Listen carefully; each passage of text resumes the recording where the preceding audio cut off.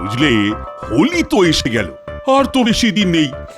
তাই আমার খুব ইচ্ছে এবারে হোলি আরো ভালোভাবে পালন করব। তা মন্ত্রী, কিছু ভাবো। আমার মাথায় কিছু ভাবনা আসছে না মহারাজ। সে কি, তুমি আমার মন্ত্রী, ভাবাটাই তোমার কাজ। তা তোমার কাজ আমি করব, তাহলে তোমাকে বেতন দেওয়া কেন? আজ থেকে তাহলে তোমার বেতন কম করা হবে। একদম একদম মরে যাবো মহারাজ। মাথায় কত চিন্তা, যা বেতন পাই তাতে ঠিক করে 1 মাসও চলে না।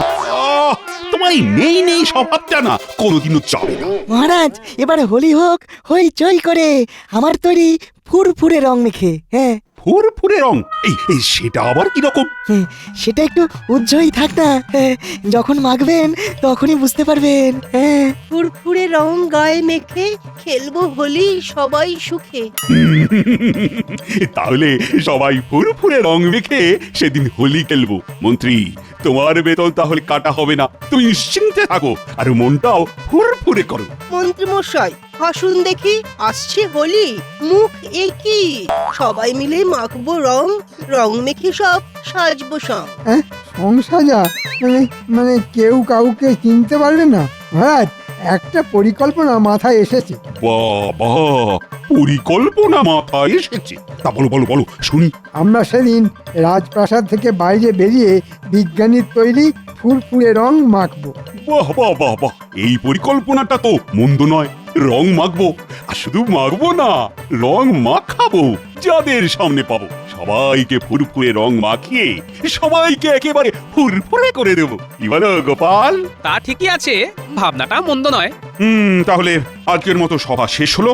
সবই হলো, কিন্তু বিজ্ঞানীর ফুরফুরে রংটা যে কি সেটা জানা হলো না। ওটুকু গোপন থাক না মহারাজ। গোপন যখন প্রকাশ হবে তখন তার মজাই আলাদা। তবে তাই হোক।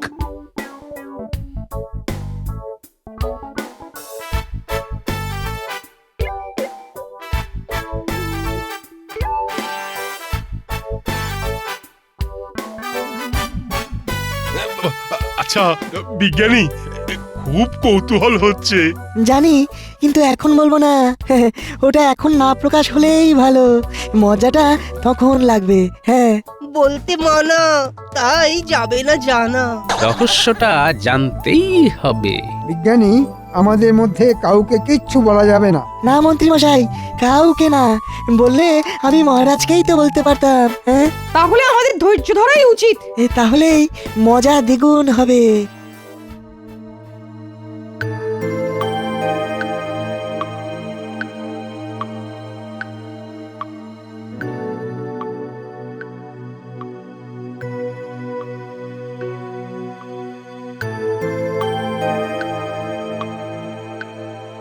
ঘটা ঘটা, হোলির দিন আসছে, তোদের একটা কাজ করতে হবে। এবার কি করতে হবে? চুরি করতে হবে। কার বাড়ি?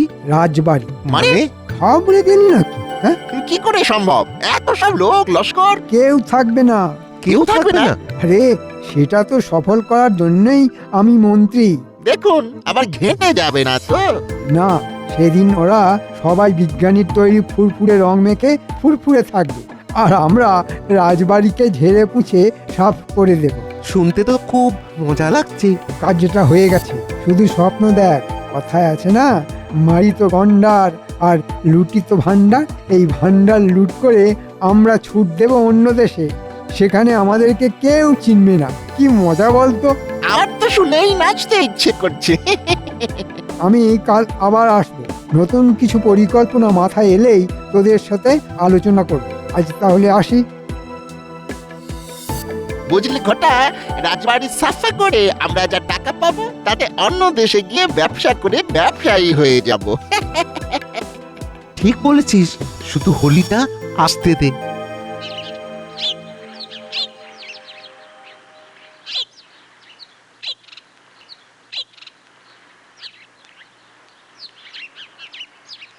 পাঠশালা যাচ্ছিস? হ্যাঁ গো দাদু, কাল বাদ পরশু হোলি, তাই আজ পাঠশালা হয়ে ছুটি। কাল আমাদের নেড়াপোড়া, পরশু মোদের দোল, পূর্ণিমাতে চাঁদ উঠেছে। বলো হরি বল। আনন্দের মাঝে একটা কথা তোদের বলছি। কি কথা দাদু? সব কাজের মাঝে তোদের একটাই কাজ, মন্ত্রী মশাই আর বটা ঘটার উপর নজর রাখবি। আমার ধারণা মন্ত্রীমশাই হোলির দিনে কোনো ঝামেলা পাকাবার চেষ্টা করছে। ঠিক আছে গোপাল দাদু। ব্যাস, আমি নিশ্চিন্ত।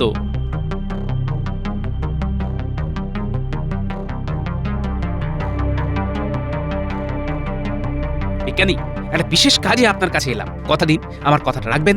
কথাটা না শুনে কি করে কথা দিই বলো তো? বিজ্ঞানী, আমি ফুরফুরে রংটার কি বিশেষত্ব সেটা জানতে চাই। জানার পিছনে কি বিশেষ কোনো কারণ আছে গোপাল? আছে বিজ্ঞানী, আছে আছে, নইলে কি আর সকাল সকাল চলে আসি। বিজ্ঞানী, আমি হোলির দিন কোনো গোলমালের আশঙ্কা করছি। তাই? হ্যাঁ বিজ্ঞানী, এবং গোলমাল পাকাবে আমাদের মন্ত্রী। কি বলছো গোপাল? আমি নিঃসন্দেহ না হয়ে কোনো কথা বলি না বিজ্ঞানী। কাল মন্ত্রীর ভাবভঙ্গি আমার একদম ভালো লাগেনি বিজ্ঞানী। আচ্ছা আচ্ছা, রাজ্যের সুরক্ষার প্রশ্ন যেখানে জড়িয়ে সেখানে তো আমাকে বলতেই হবে। হ্যাঁ,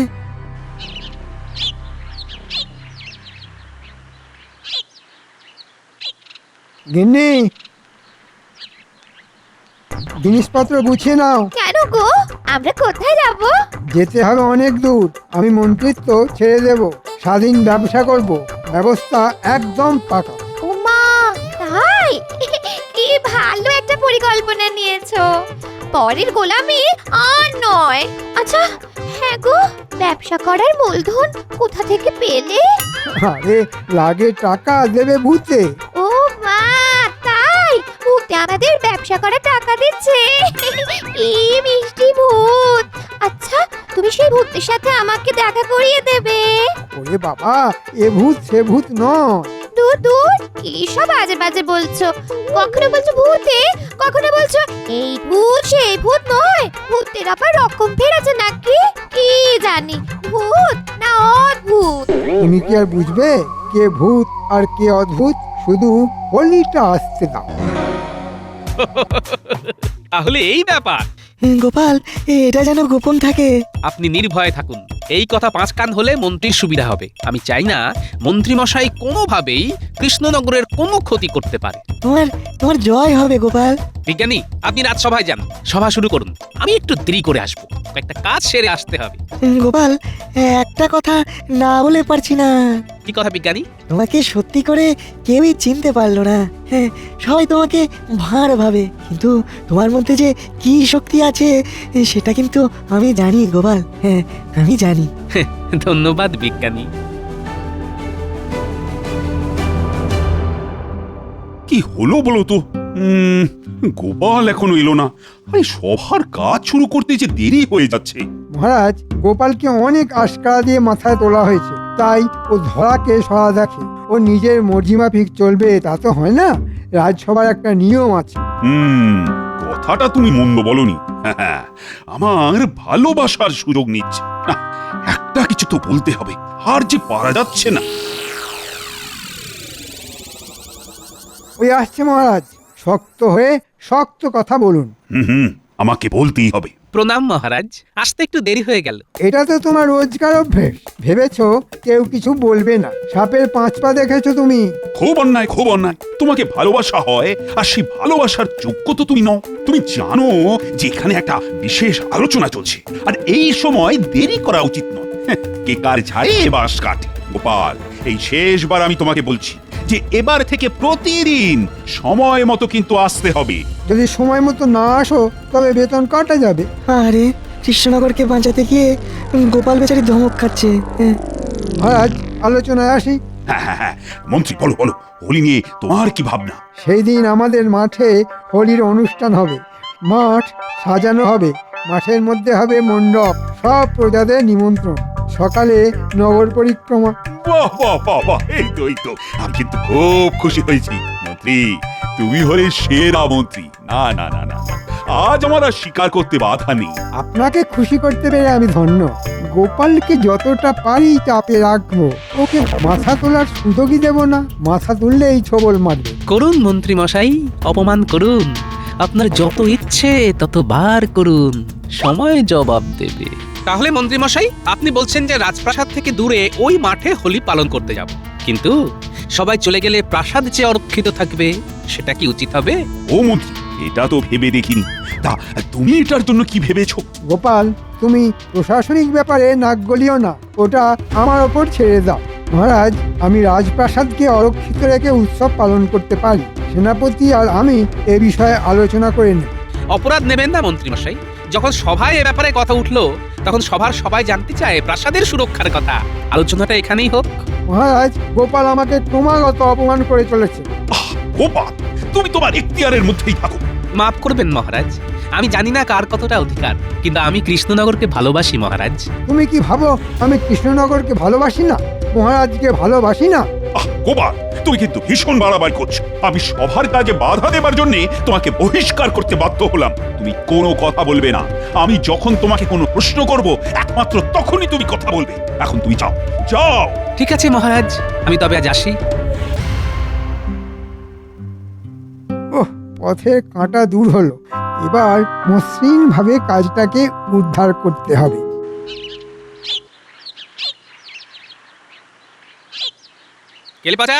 কেলে পচা বাড়ি আছিস? বলো গোপাল দাদা, কি মনে করে এসো? তোকে খুব দরকার। এসো এসো, ভেতরে এসো, ভেতরে এসো। বলো, কি ব্যাপার?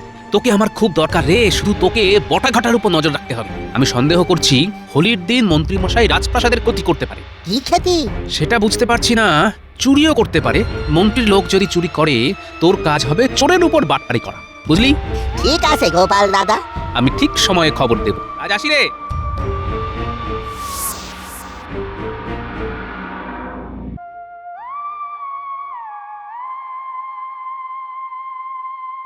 এই কি ব্যাপার গো?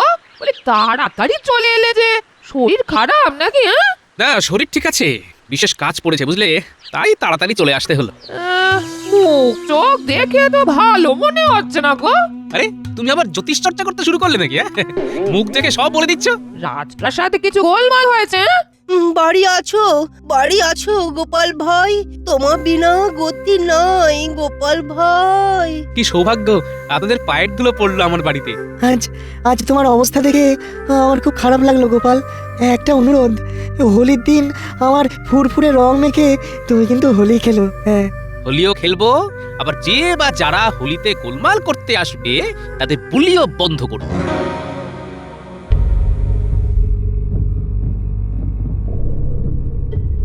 মহারাজ, এ কি শুনলাম? আপনি গোপালকে বহিষ্কার করেছেন? এ কি সত্যি মহারাজ? সত্যি। কেন মহারাজ, গোপালের কি দোষ? অনেক অনেক। গোপালের প্রথম এবং প্রধান দোষ হলো গোপাল একটা বাচাল। কিসের বাচালকটা দেখলেন আপনি? মন্ত্রীর সাথে প্রশাসনিক বৈঠকে গোপাল বারবার বিরক্ত করছিল, আবার মন্ত্রীকে অপমান করছিল। না না মহারাজ, গোপালকে চিনতে আপনারা ভুল করছেন। মানছি গোপাল বাচাল, বেশি কথা বলে, কিন্তু গোপাল কতবার কত ভাবে আপনাকে, আপনার কৃষ্ণনগরকে বিপদ থেকে বাঁচিয়েছে। সেসব কথা সব ভুলে গেলেন মহারাজ? এর জন্য গোপালকে আমি উপযুক্ত পুরস্কারও দিয়েছি। শুধু একটা পুরস্কার দিয়ে ওই উপকারকে ভুলে যাবেন মহারাজ? না রানী না, গোপালের বাচালতা অসহনীয়। ও নিজেকে না বদলালে আমি কিন্তু ওকে ক্ষমা করতে পারবো না। এই আপনার শেষ কথা? হ্যাঁ, এই আমার শেষ কথা। শোন, পথের কাঁটা দূর হয়েছে, ময়দান ফাঁকা। এইবার শুধু ঝোপ বুঝে কোপটা মারতে হবে। কাল সকালে তোদের গিন্নিমাকে বাপের বাড়ি পাঠিয়ে দিলেই নিশ্চিন্ত। গরুর গাড়ি ধরে কাল সকালে তোদের গিন্নিমা চলে গেলে কাজ করতে সুবিধা হবে। আর গোপাল আসবেন না তো? মহারাজের কাঞ্জা ভাঙিয়েছি, তাতে গোপালের রাজসভার কাজ আর নেই বললেই চলে। তাহলে ওই মহারাজকে বলে রাজসভার কাজ একটা জোগাড় করে দিন না। ধুর পাগল, আমরা গন্ডার মেরে কোথায় ভান্ডার লুট করতে যাচ্ছি, আর ঘটা কিনা রাজবাড়ির চাকরগিরি করতে চাইছে। ওরে, এখন আমরা ধনকুবের হতে যাচ্ছি। শকুনের মতো ভাগাড়ের দিকে নজর দিস না। আমরা ছাপোষা মানুষ। ওই ভান্ডার লুট করে ধনকুবের হব, এটা ভাবতেই কিরকম বুকের ভিতরটা না গুড়গুড় গুড়গুড় করছে।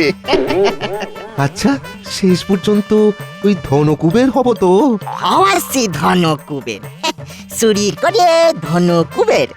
আরে হবি মানে হয়ে গেছিস, শুধু হোলি অবধি অপেক্ষা কর। হোলিতে হইচই, আমরা খাবো ক্ষীর খই।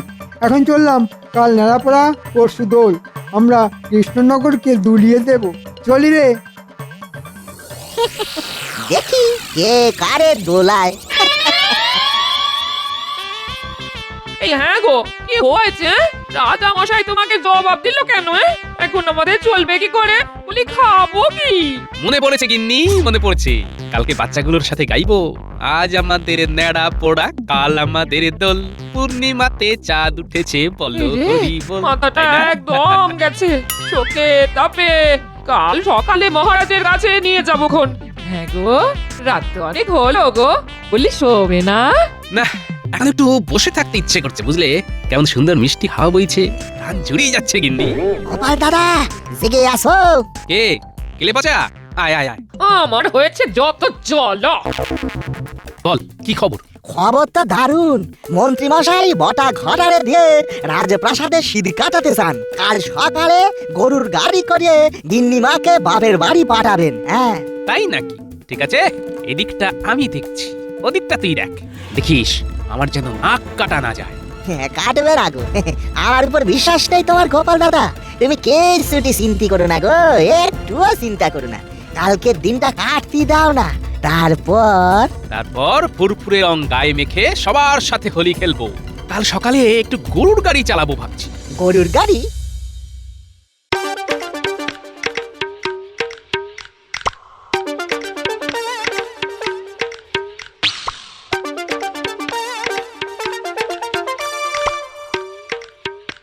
শোনো গিন্নি, বাইরে গরুর গাড়ি দাঁড়িয়ে আছে, তুমি বাপের বাড়ি চলে যাও। আমি সব কাজ মিটিয়ে কাল রাতে তোমার সাথে দেখা করব। এই কি যে হচ্ছে কিছুই বুঝতে পারছি না ছাই। লুকিয়ে পালাতে হচ্ছে কেন? তোমাকে কিছুই বুঝতে হবে না, শুধু মাথায় রেখো তুমি কাল থেকে আর সামান্য মন্ত্রীর বউ না, একজন ধনকুবেরের বউ, বুঝলে? বুঝলাম। চলো, তাড়াতাড়ি গেলে তাড়াতাড়ি পৌঁছাতে পারবে।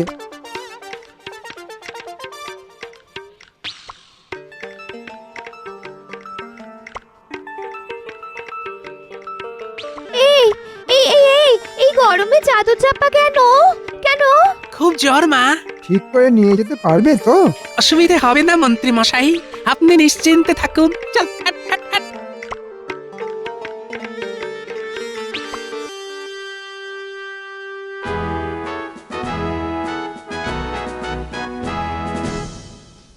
মহারাজ, এ কি গোপাল রাজসভায় কেন?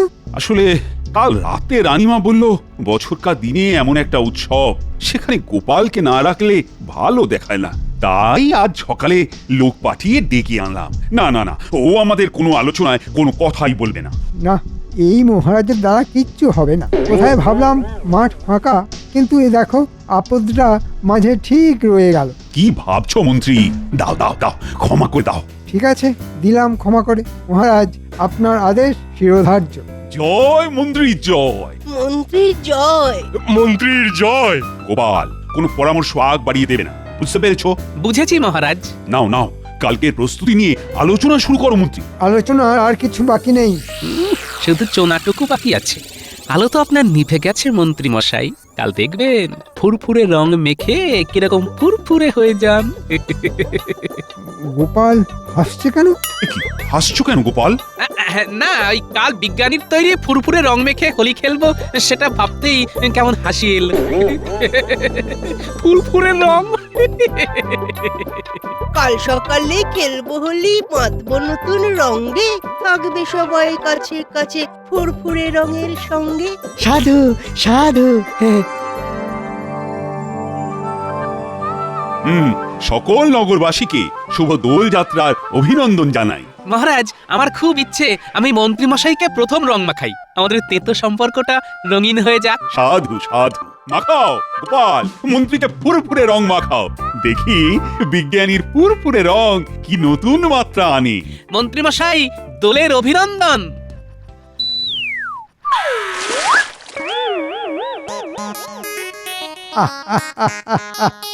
এমন মজা লাগছে মহারাজ, পেটের ভেতর থেকে কথা বেরিয়ে আসছে।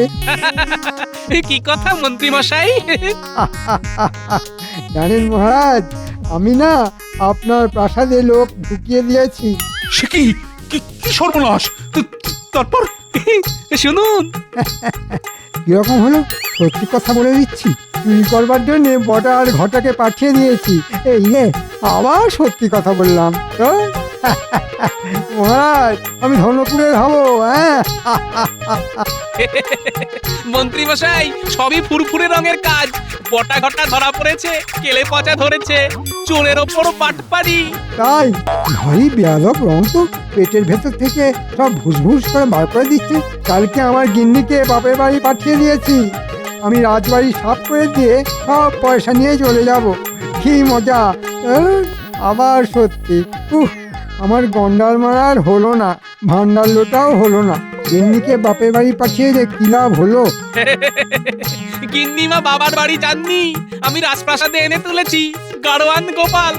ওই দেখুন মন্ত্রী মশাই, গিন্নিমাও ফুরফুরে রং মেখে হাসছে।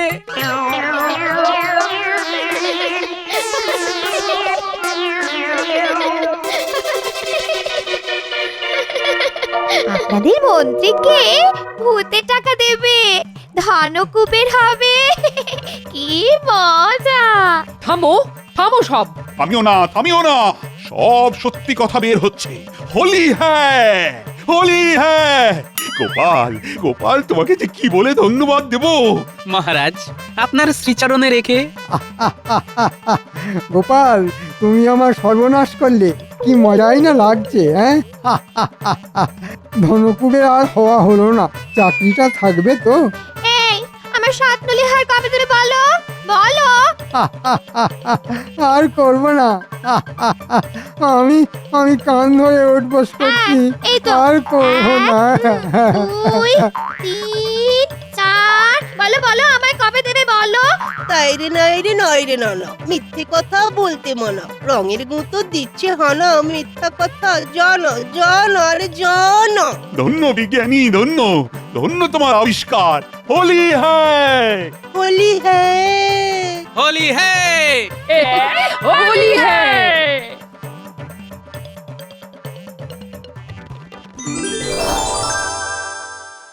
দাও গো গিন্নি, দাও হোলিটা দাও, বাজার করে আনি। গোপাল দাদু, গোপাল দাদু শিগগিরই চলো। কোথায় যাবো? আরে সকালবেলা তুই এমন হাঁপাতে হাঁপাতে এলি কেন? হ্যাঁ, খুব বিপদ গোপাল দাদু, কাল দুপুর থেকে পুচকের খুব জ্বর, শেষ রাত থেকে ওর ঘাড়টা কেমন শক্ত হয়ে গেছে। সে কি রে? পুচকের কোনো জ্ঞানও নেই। চলো চলো একবার আমাদের বাড়ি চলো, বাবা একদিন হলো শহরে গেছে, মা তাই খুব কান্নাকাটি করছে। তাহলে তো খুব বিপদ। চল তো দেখি। গিন্নি আমি আসছি আসছি। তুমি এগো, আমি ঘর তোর বন্ধ করে আসছি। চল চল চল।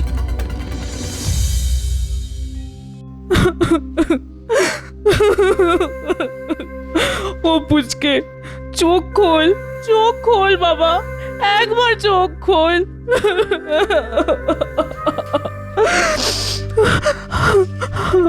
কি হয়েছে পুচকে? দেখো না গোপাল দাদা, কাল দুপুর থেকে হু হু করে জ্বর বাড়তে লাগলো। কত জল পট্টি দিলাম, কতবার মাথা ধুইয়েছি, কিন্তু কিছুতেই কিছু হয়নি। এরপর শেষ রাত থেকে হাত পা ঘাড় কেমন শক্ত হয়ে যাচ্ছে, এতবার ডাকছি কিন্তু চোখ খুলছে না। কি হবে গোপাল দাদা? রাজবৈদ্যকে খবর দিয়েছিলে? ভোর বেলাতেই পুটি ডাকতে গিয়েছিল। কিন্তু কাল রাত থেকে সেখানেও খুব ভিড়, পুচকের মতো জ্বর নিয়ে অনেকেই সেখানে এসে হাজির। তাই রাজবৈদ্য বলেছেন ওনার বাড়ি নিয়ে যেতে, এত রুগী সামলে উনি আসতে পারবেন না। বাবা, এ হলো কি কৃষ্ণনগরে? একদিনে এতগুলো লোককে একই জ্বরে ধরলো। শোনো পুটির মা, তাহলে তার বসে থাকলে চলবে না। চলো চলো চলো, এক্ষুনি পুচকে রাজবৈদ্যর বাড়ি নিয়ে যেতে হবে। তোমরাও এসো আমার সঙ্গে।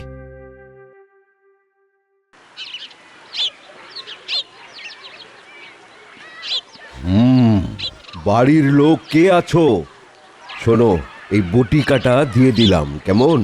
1 ঘন্টা অন্তর অন্তর এই একটা করে খাওয়াবে, আর কেমন থাকে সেটা কাল এসে খবর দেবে, ঠিক আছে? পরের রুগীকে নিয়ে এসো। বাবা, এত ভিড়, এ তো যেন মহামারী। কি ব্যাপার গোপাল? দেখো না রাজবৈদ্য, কাল দুপুর থেকে আমাদের পুচকের ধুম জ্বর। হ্যাঁ হ্যাঁ হ্যাঁ, বুঝতে পেরেছি বুঝতে পেরেছি। ওর দিদি পুটি তো সকালবেলাতেই আমার কাছে এসেছিল, কিন্তু কি করব বলো, দেখতেই তো পাচ্ছ আমার এখানে এত রুগীর চাপ, তাই তো আমি। হ্যাঁ হ্যাঁ, আমিও তো সেই জন্য পুচকেকে তোমার কাছে নিয়ে এলাম। দাও দাও, এই সামনের এই মাদুরটাতে ওকে শুইয়ে দাও। হ্যাঁ, শুইয়ে দাও।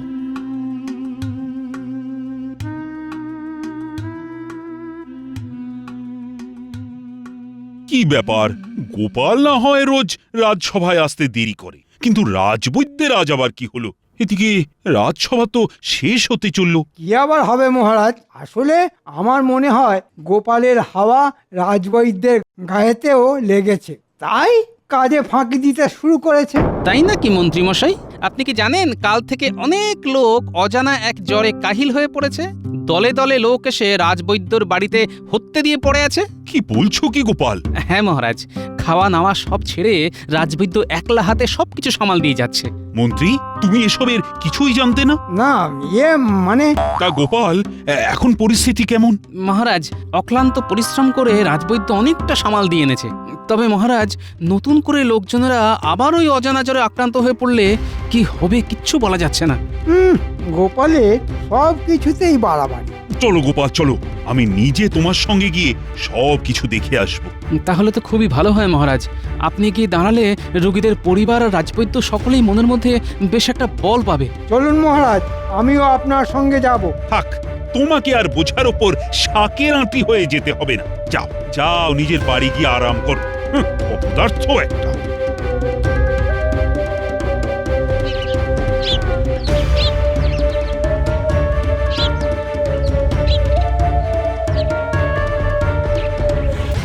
কিরে কিরে দাদু ভাই, এখন কেমন লাগছে? গোপাল দাদু কোথায়? এই তোর মতো অনেকেই তো জ্বর নিয়ে রাজবৈদ্যর বাড়ি গেছে, তোদের দাদু তাই সেখানেই থেকে গেছে। নে পুচকে, এই ওষুধটা খেয়ে নে। আমার খুব খিদে পাচ্ছে, আমি মাছের ঝোল দিয়ে একটু ভাত খাবো। খাবি দাদা খাবি, সোনা মুখ করে আজকের দিনটা দুধ সাবু আর ওষুধ খেয়ে নে। জ্বর একেবারে ছেড়ে গেলে কাল তোর দাদুকে বাজার পাঠিয়ে আমি নিজের হাতে তোর জন্যে মাগুর মাছের ঝোল রেঁধে নিয়ে আসবো। হ্যাঁ, শুনলি তো, তোর দিদা মাগুর মাছের ঝোল রেঁধে নিয়ে আসবে, আর সেইটা খেতে গেলে জ্বরটা তো পুরোপুরি সারিয়ে ফেলতে হবে। আর তার জন্য কি করতে হবে? আবার ওষুধ খেতে হবে? খেতে তো হবেই দাদা। দাও দাও, পুটির মা ওষুধটা খাইয়ে দাও তো দেখি।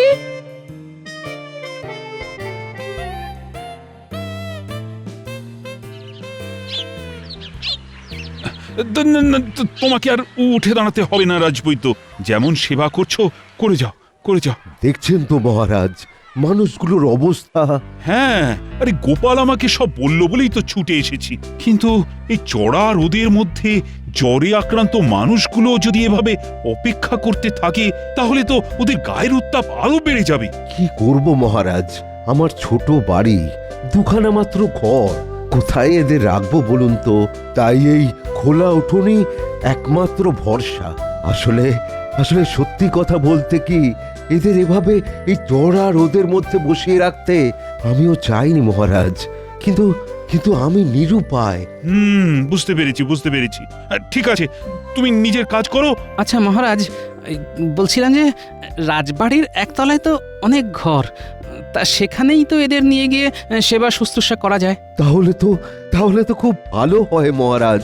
সেটাই করো তাহলে। রাজবাড়ি থেকে গাড়ি এনে এদের সকলকে আপাতত রাজবাড়িতে নিয়ে তোলো।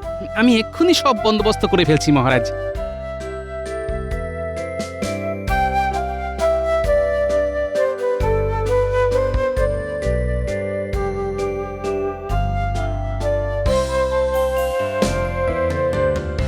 এত লোককে গাড়িতে শুইয়ে কোথায় নিয়ে যাচ্ছে বলতো? সামনে আবার গোপাল। ওমা, তুই জানিস না, কাল থেকে তো কৃষ্ণনগরে অনেক লোক অজানা জ্বরে কাহিল হয়ে পড়েছে। সে খবরটা তো জানি, কিন্তু কোথায় চলেছে ওরা? চল চল, একবার ওই রাজবৈদ্যকে জিজ্ঞাসা করে দেখি, চল। বৈদ্যমশাই, ও বৈদ্যমশাই। কি? এদের কোথায় নিয়ে যাচ্ছেন? দেখেছে, আপদেরা ঠিক এসে হাজির। রাজবাড়িতে কেন? বহু লোক একসঙ্গে এসে পড়েছে তো, আমার বাড়িতে তো জায়গা নেই, তাই এই রাজবাড়িতেই নিয়ে যাচ্ছি।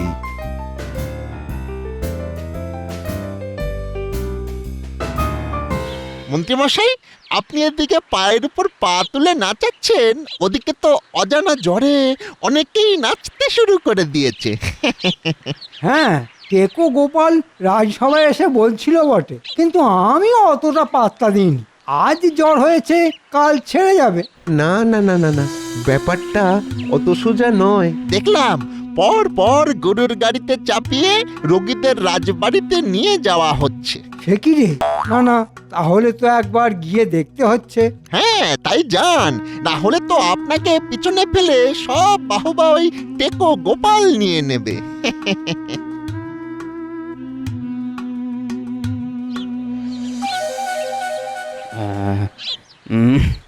একটু জল জল। তেষ্টা পেয়েছে? দাঁড়া, আনছি। দাঁড়াও গোপাল, দাঁড়াও দাঁড়াও, আমি দিচ্ছি। এই নিন। আপনি আমাকে জল দিচ্ছেন?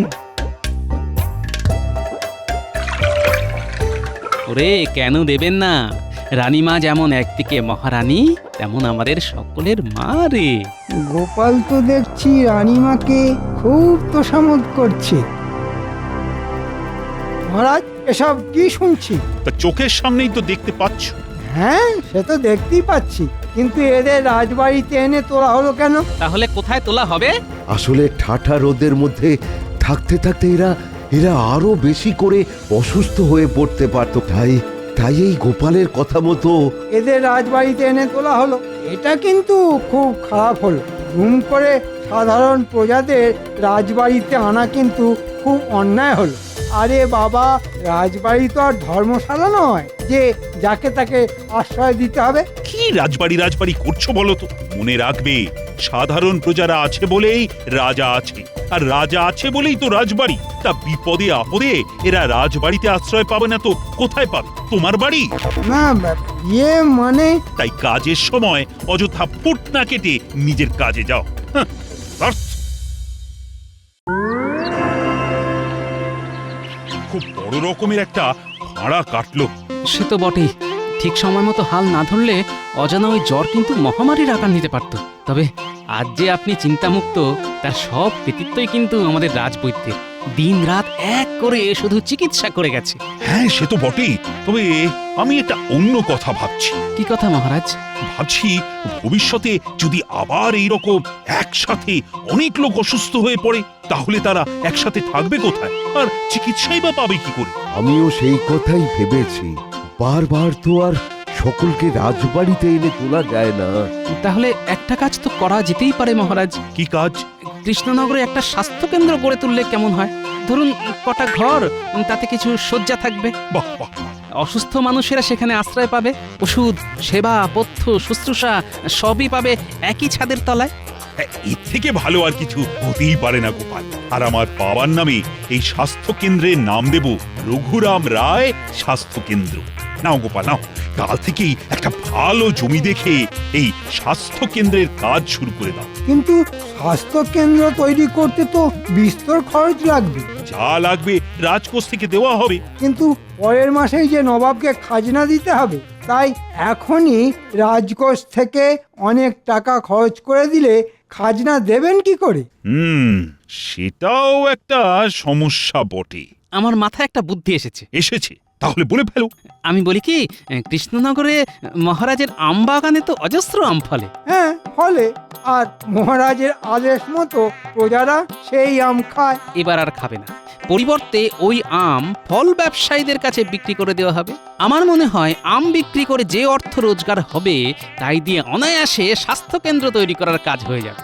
বাহ বাহ বাহ, খুব ভালো প্রস্তাব। এখন তাহলে রাজকোষ থেকে অর্থ নিয়ে কাজ শুরু করে দেওয়া যাক। পরে আম বিক্রির টাকা দিয়ে রাজকোষের ঘাটতি পূরণ করে দেওয়া যাবে। সাধু সাধু।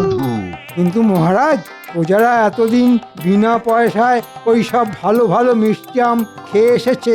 এবার যদি খেতে না পায়, তাহলে তো বিদ্রোহ করতে পারে। ওটা চিন্তা করবে না মন্ত্রী মশাই, ওদের বোঝানোর দায়িত্বটা না হয় আমিই নিলাম। ঠিক আছে। আচ্ছা মহারাজ, আমি কি ফল বিক্রেতাদের সাথে কথা বলবো? না না না না, সেটা আমি নিজে বলবো। যা, তাহলে তো 2 পয়সা রোজগারের পথ বন্ধ হয়ে গেল। তাহলে স্বাস্থ্য কেন্দ্র বানানোর দায়িত্বটা আমাকে দেওয়া হোক। না, ওই দায়িত্ব আমি গোপাল আর রাজবৈদ্যকেই দেব বলে ভাবছি। আমি তাহলে কি করব? এতদিন ধরে যা করে এসেছো তাই করবে, খাবে আর ঘুমোবে। অপদার্থ একটা।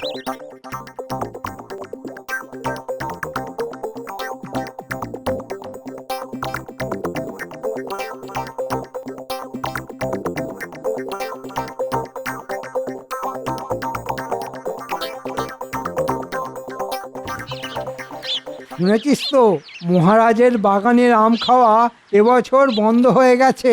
শুনেছি তো, আর শোনা অবধি মনটা এত খারাপ হয়ে গেছে যে কি বলবো।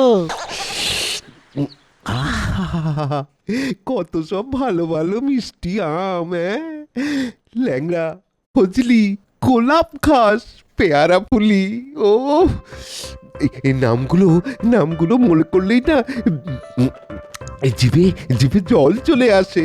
আচ্ছা এক কাজ কর না, এই যে মহারাজের বাগানের আম খাওয়া এবছর নিষেধ হয়ে গেল, এর জন্যে প্রজাদের খেপিয়ে তুলতে পারিস। সেগুড়ে বালি মন্ত্রী মশাই, এ রাজ্যে স্বাস্থ্য কেন্দ্র হচ্ছে জেনে প্রজারা সব দু হাত তুলে নাচছে আর মহারাজের নামে জয়ধ্বনি দিচ্ছে। তাই এই সময় ওদের খেপাতে গেলে কি হবে সেটা বুঝতে পারছেন তো। কিন্তু কিন্তু আম না খেতে পারার দুঃখ এখন রাখবো কোথায়? ধুর মুখ্য, দুঃখ করতে যাবি কেন? ওই যে একটা কথা আছে না, যে খায় চিনি তাকে যোগায় চিন্তামণি। আরে আমরা চিনির মতো মিষ্টি আম খাবো আর চিন্তামণি তা জুগিয়ে যাবেন। কি করে? রাতে এলেই বুঝতে পারবি। বুঝলে গোপাল, এত তাড়াতাড়ি যে এত বড় একটা কর্মযজ্ঞ শেষ হয়ে যাবে এটা কিন্তু আমি ভাবতেই পারিনি। আর সবই সম্ভব হয়েছে এই তোমার জন্য। হ্যাঁ, তোমার জন্য। এই কটা দিন তুমি যে কি দৌড়ঝাঁপ করলে সে আর কি বলবো গোপাল। তোমার মনের মতো হয়েছে তো রাজবৈদ্য? খুব ভালো হয়েছে, হ্যাঁ খুব ভালো হয়েছে। আর সব থেকে বড় কথা, এই কৃষ্ণনগরে একটা স্বাস্থ্য কেন্দ্র তো তৈরি হলো। হ্যাঁ, ভাবো তো এটা কত বড় একটা পাওনা। গোপাল দাদা, ও গোপাল দাদা, শিগগির একবার রাজবাড়ি চলো, মহারাজ ডাকছেন। মহারাজ ডাকছেন? হ্যাঁ হ্যাঁ, খুবই জরুরি। চলো তো দেখি। তুমি এই দিকটা দেখো, আমি আসছি।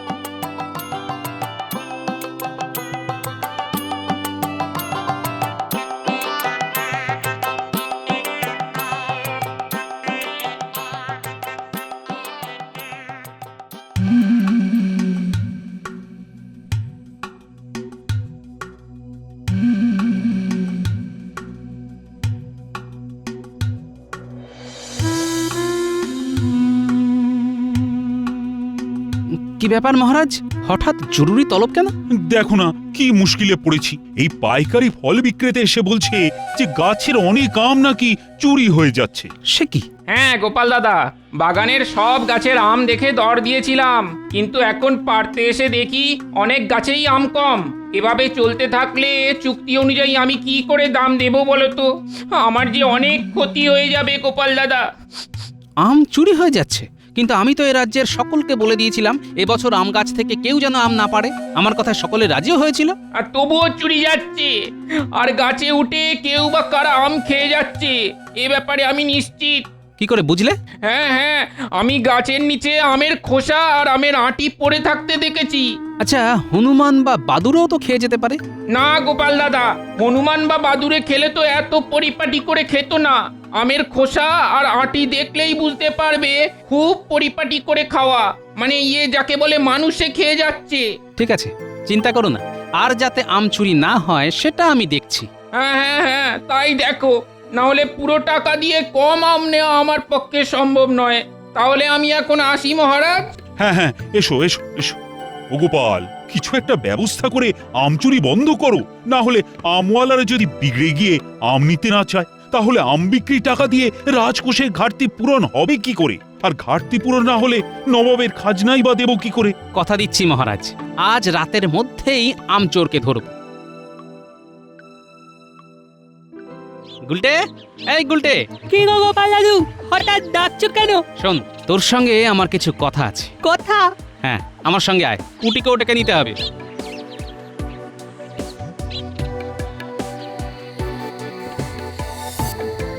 শোন গুলটে, আমাদের এখন পা টিপে টিপে সমস্ত আম বাগানটা ঘুরে দেখতে হবে। কেউ যদি গাছে উঠে আম খেতে আসে তাহলে তোর এই গুলতি দিয়ে তার দিকে গুলি ছুঁড়ে মারবি। ঠিক আছে। আর আমি খনা গলায় ভয় দেখাবো, এই তো? আর বাছাধনেরা পালাতে গেলেই খপ করে ধরবো, ঠিক আছে? ঠিক আছে। চল এখন পা টিপে টিপে চারদিকটা দেখি।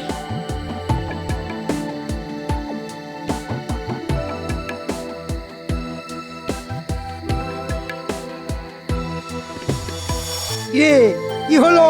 শুধু কি নিজেরাই খেয়ে যাবি? আরে আমার দিকে টপাটপ করে ফেল। আস্তে মন্ত্রী মশাই, আস্তে, কেউ শুনতে পাবে। এই তো এতগুলো দিলাম, এর মধ্যেই খেয়ে ফেললেন। আরে হতভাগা, আম খাবার জন্যই তো এত রাতে ভূতের মতো আম বাগানে এসেছি রে। দে দে, আরো দে। তাহলে চোর আমাদের নাগালের মধ্যে। নে গুলটে, চালা গুলতি। এই কেড়ে আমরা আম বাগানের ভূত। হতচ্ছাড়া, রাতের বেলা চুরি করে আম খেতে এসেছিস? এমন ঘাড় মোটকে দেব না। ওরে বাবা, বাবা, রাম রাম রাম রাম রাম রাম রাম। ওরে বাবা রে, কি হলো মন্ত্রী মশাই? কি বুবু করছেন বলুন তো? ওরে হতভাগা, ভূত এসে আমায় ঘিরে ধরেছে। ওরে বাবা, ওরে বাবা। ভূত? ঘটারে, গাছের ওপর থেকে লাফ মার। ওরে হতভাগা, বেঁচে বেঁচে সেই আমার ঘাড়েই পড়লি। ওরে আমার ঘাটটা যে সাত করে মহাত হয়ে গেল রে। ওরে ওরে মা রে, ওরে। দাদু, এ তো আমাদের মন্ত্রী মশাই গো। মনে হচ্ছে ঘাড়টা মোটকে গেছে। ভূতের ঘাড়ে ভূত পড়ে ভূতের ঘাড় মোটকে দিয়েছে। এসব তাহলে আমাদের মহামান্য মন্ত্রী মশাইয়ের কাজ। হ্যাঁ, যা তোরা দৌড়ে গিয়ে মহারাজকে খবর দে। ওরে বাবা, ওরে বাবা, ঘাড়ে কি যন্ত্রণা। আপনার ঘাড়ের যা অবস্থা, তাতে বেশ কিছুদিন এই স্বাস্থ্য কেন্দ্রের বিছানায় শুয়ে থাকতে হবে। একে বলে যেমন কর্ম তেমন ফল। ছি ছি মন্ত্রী, শেষকালে রাতের অন্ধকারে আম চুরি করে খাচ্ছিলে। ভুল হয়ে গেছে মহারাজ। ও রাজবৈদ্য, একটু তাড়াতাড়ি সারিয়ে দাও না, দাও না ভাই। একেবারে না, তোমার মতো পাজি লোকের যোগ্য শাস্তি হয়েছে। এতে কিন্তু একটা লাভও হয়েছে মহারাজ। লাভ? কিসের লাভ? আগে আজকেই তো স্বাস্থ্য কেন্দ্রের উদ্বোধন হওয়ার কথা ছিল, তা একেবারে রোগী শুদ্ধ উদ্বোধন। এটা কি কম কথা মহারাজ? আমরাও স্বাস্থ্য কেন্দ্রে ভর্তি হতে চাই। গাছ থেকে পড়ে, উড়ি বাবা, গাছ থেকে পড়ে গিয়ে দুজনেরই মনে হয় গোড়ালির হাড় ভেঙে গেছে। বাহ বাহ বাহ বাহ, কি সৌভাগ্য আমাদের। একটা নয়, দুটো নয়, একেবারে তিনটে মুমূর্ষু রোগী দিয়ে উদ্বোধন হবে। এ কি চারটিখানি কথা। আর সেরে ওঠার পর বুঝতে পারবে প্রহারেণ ধনঞ্জয় কাকে বলে।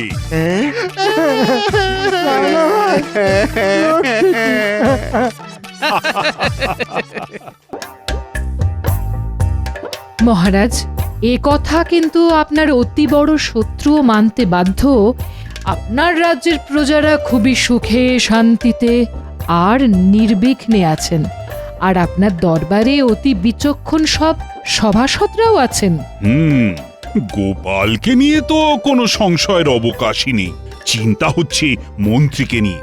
সেও যদি গোপালের মতোই বুদ্ধিমান হতো আর দুজনে মিলেমিশে কাজ করত, তাহলে প্রজারা আরো ভালোভাবে দিন কাটাতো। আমি একটা কথা বলি মহারাজ। কি কথা?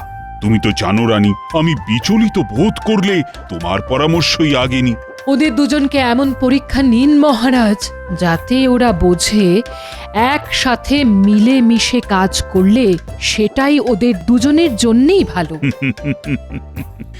বুদ্ধিটা তো তুমি মন্দ দাওনি, কিন্তু রাজ্যে তো রাজার পরই মন্ত্রীর আসন, আর মন্ত্রী চিরকালই তার দাপট দেখিয়েই কাজ করে এসেছে। সে কি আর গোপালের পরামর্শ মেনে নিয়ে চলবে, তার সাথে মিলেমিশে কাজ করবে? কেন? আপনি যখন কোনো কাজের কুল কিনারা খুঁজে পান না, তখন গোপালই তো আপনাকে পথ বলে দেয়, কি দেয় না?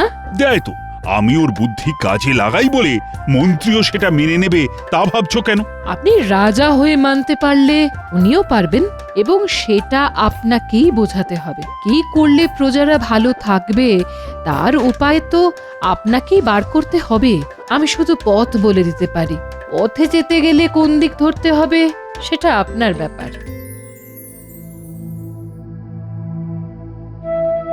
মহারাজকে আজ যেন একটু বিচলিত মনে হচ্ছে। মহারাজ, আজকাল নিত্য নৈমিত্তিক জিনিসপত্রের যা দাম বেড়েছে তাতে সংসার চালানো দায় হয়ে উঠেছে। যদি বেতনটা একটু বাড়িয়ে দেন তাহলে খুব ভালো হয় মহারাজ। হ্যাঁ, বেটা খালি সুযোগ খোঁজে কিভাবে মাখন দিয়ে মহারাজের কাছ থেকে বাড়তি বেতন আদায় করা যায়, সুযোগ সন্ধানী। ওসব বেতন টেতন বাড়াবো না, আর তোমাদের মধ্যে ঝগড়াটা বন্ধ করো। এমনিতেই একটা চিন্তা মাথায় ঘুরঘুর ঘুরঘুর করছে। মহারাজ, দুশ্চিন্তাগুলো কিন্তু পেটের ভেতরে বুদবুদ করছে, ওগুলো চটপট বার করুন, না হলে এর থেকে বদহজম, অম্বল, চোয়া ঢেকুর এসবের ফলে আপনি কিন্তু খুব শিগগিরই পেটের অসুখে পড়বেন। না, আসলে কাল তোমাদের রানীমা আমায় এমন একটা প্রশ্ন করলেন যে আমি তাকে কোনো উত্তরই দিতে পারলাম না, কারণ আমি তো সেটা সঠিকভাবে জানিই না। আর তারপর থেকেই আপনার মাথার পোকাটা নড়তে শুরু করেছে। বেশি কথা বলো না তো গোপাল। মহারাজ, আপনি এই তুচ্ছ ব্যাপারে গুচ্ছ চিন্তা একদম করবেন না, আমি আছি তো। আপনি শুধু প্রশ্নটা বলুন, তারপর দেখুন আমি কিভাবে চট করে আপনার প্রশ্ন শুনে ঝট করে উত্তর দিয়ে দিই। মন্ত্রী মশাইয়ের এত জ্ঞান, এবার তো মনে হচ্ছে রাজপণ্ডিতের আসনটা নড়বড়ে হয়ে যাবে। শান্ত হও, শান্ত হও তোমরা। শোনো, কাল তোমাদের রানীমা আমায় জিজ্ঞেস করলেন মন্ত্রী আর গোপালের মধ্যে আমার কাছে সবচেয়ে প্রিয় কে। তো আমি রানীকে কোনো উত্তর দিতে পারিনি, সেই জন্যই আমি ঠিক করেছি তোমাদের দুজনের মধ্যে আমি একটা ছোট্ট পরীক্ষা নেব, আর যে ওই পরীক্ষায় জিতবে সেই আমার প্রিয় পাত্র হবে। হ্যাঁ, পরীক্ষা? পরীক্ষা। কাল সকালে তোমরা দুজন দুটো গাড়িতে করে 10টা করে কলসি নিয়ে ওই দূরে নদীতে গিয়ে জল ভরে নিয়ে আসবে। যার বেশি সংখ্যক কলসি রাজবাড়িতে আসা অবধি জলে ভর্তি থাকবে, সেই আমার প্রিয় পাত্র হবে। জল আনার পরই মহারাজের আসল মতলবটা বোঝা যাবে। আপনি আমায় চেনেন না মহারাজা কৃষ্ণচন্দর, কাল আপনার মন্ত্রীর আমি কি হাল করি আপনি দেখে নেবেন। আপনারও পরীক্ষা নেওয়ার স্বাদ আমি সমাপ্ত করে দেব।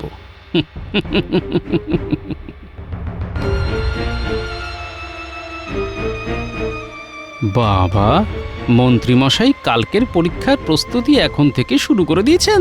আপনাকেও কাল মজা দেখাচ্ছি।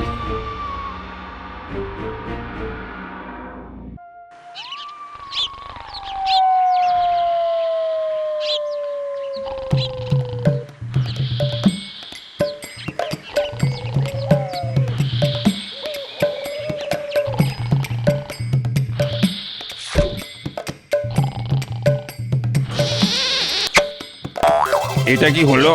আপনি আমার মুখে গলতি ছুড়লেন যে? বারে, মাল কেনার আগে যাচাই করে নিতে হবে না? তা কথাই বলবে খরিদ্দারের সাথে, না মালটাল কিছু বেচবে? হ্যাঁ, কি লাগবে বলুন।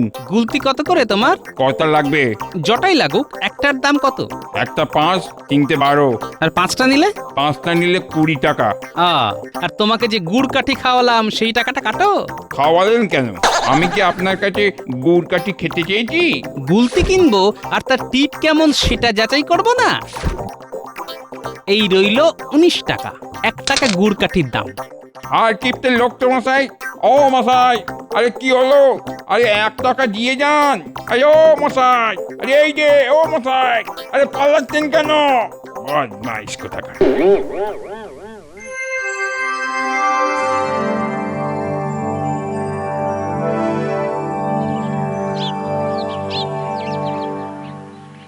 আরে মন্ত্রী মশাই যে, আপনি এই রোদ মাথায় করে যে আগে আমায় যদি একটা খবর দিতেন, আমি তো পৌঁছে যেতাম। একটা বিশেষ দরকারেই তোমার কাছে আসা, একটু বিপদে পড়ে গেছি, তোমার সাহায্যের দরকার। আরে আরে বলুন না মন্ত্রী মশাই, আপনি এত কিন্তু কিন্তু করছেন কেন? আপনি আমায় আদেশ করুন, দেখুন আমি পালন করি কিনা। শোনো, কাল একটা প্রতিযোগিতা হবে মন্ত্রী মশাই আর গোপালের মধ্যে। বেশ বেশ বেশ, আমরাও দেখবো সেই প্রতিযোগিতা। তার জন্য আমাকে কেন দরকার পড়লো? তোমাকে আজকের মধ্যে 10টা 20টা মাটির কলসি বানাতে হবে। 20টা আজকের মধ্যে?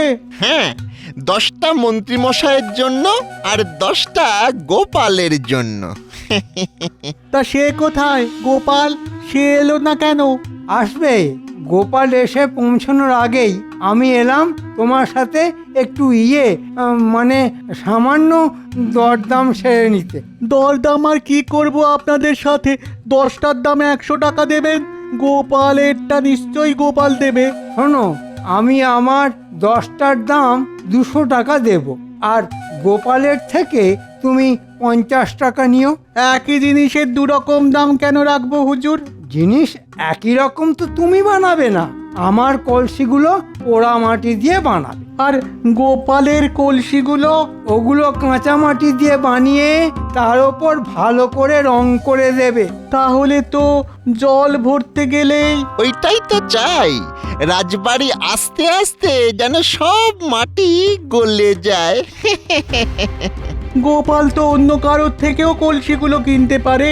সেই জন্যই তো অর্ধেক দামে তুমি ওগুলো ছাড়বে, আর বাকি টাকাটা তো মন্ত্রী মশাই পুষিয়েই দিচ্ছেন তোমায়। কি কানে ঢুকলো কথাগুলো নাকি? পরিমাণটা একটু বাড়াতে হবে এই আর কি। একদিনের মধ্যে এতগুলো কলসি বানানো, তার মধ্যে আবার 2 ধরনের মাটি দিয়ে, তার মধ্যে গোপালের কাছে ধরা পড়ার ভয়ও তো একটা আছে। ব্যাটা ঝোপ বুঝে কোপ মারছে। কি আর করা যাবে, দর বেশি দিতে হবে, সময় নেই হাতে বেশি। গোপাল যখন তখন এসে পড়বে। ঠিক আছে, তোমাকে 300 টাকা দেব, কিন্তু যেমন যেমন বলেছি তেমনটাই করা চাই। আগে হ্যাঁ, কোনো চিন্তা করবেন না হুজুর, আপনার কথা মতোই কাজ হবে। কাল সকাল সকাল আমরা আসবো, কেমন? মনে আছে তো কটা করে বানাবে? আগে হ্যাঁ, 10টা 10টা করে।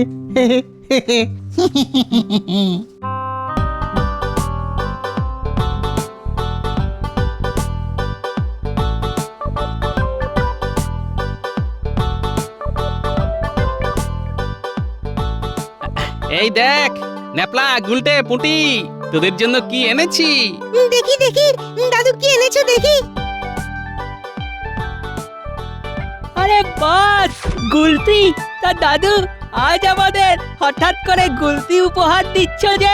নিশ্চয়ই কিছু করতে বলবে, কিন্তু হ্যাঁ, এবারে আমাদের ওই রসগোল্লা না খাওয়ালে আর কিচ্ছুটি করব না। আরে হবে হবে হবে, সব হবে। রসগোল্লা, সন্দেশ, পান্তুয়া সব হবে। তার আগে এই গুলতি দিয়ে কি করতে হবে সেটা শোন। কি করতে হবে দাদু? বলি এই বয়সে কি ভীমরতি হয়েছে? হ্যাঁ, বাচ্চাদের এসব কি শেখাচ্ছ? আহা, তুমি যাও তো এখান থেকে গিন্নি। এগুলো যে কতটা কাজের জিনিস সেটা তোমাকে পরে বলছি। শোন, এক চোখ বন্ধ করে আগে নিশানাটায় টিপ করবি, তারপর এইভাবে পাথর নিয়ে টেনে ধরবি, এইভাবে।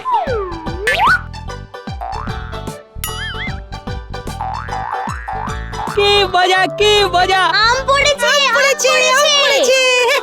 হুররে! হায় হায় হায় হায় হায় হায় রে! আমগুলো দিয়ে আচার করব ভেবেছিলাম, সব দিল শেষ করে। হ্যাঁ, আহা, আরে গিন্নি, তোমাকে আমি বাজার থেকে আম কিনে এনে দেবো খন।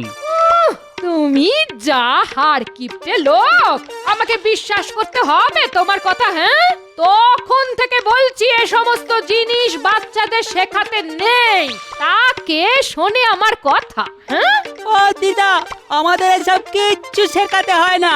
দেখবে আমরা গুলতি চালনায় কেমন ওস্তাদ। দেখবে আরেকটা আম পারবো। ওরে বাবা রে, আমায় মেরে ফেললো রে! ওই ওই ওই, আমার মাথায় ফেলে টাক ফাটিয়ে দিল রে! আই আই আই, আমি তোদের আজকে ছাড়বো না, কিন্তু ছাড়বো না। শোন শোন শোন শোন শোন, ওরে তোরা পালা, তোদের সাথে আমি পরে দেখা করে নেব। এই এই এই এই এই, এই তোরা দাঁড়া, দাঁড়া বলছি। এই এই এই নেপলা, এই গুলটে, এই পুটি, দাঁড়া দাঁড়া। এই তোরা চিনিস তো রাস্তাটা? হ্যাঁ, চিনি চিনি।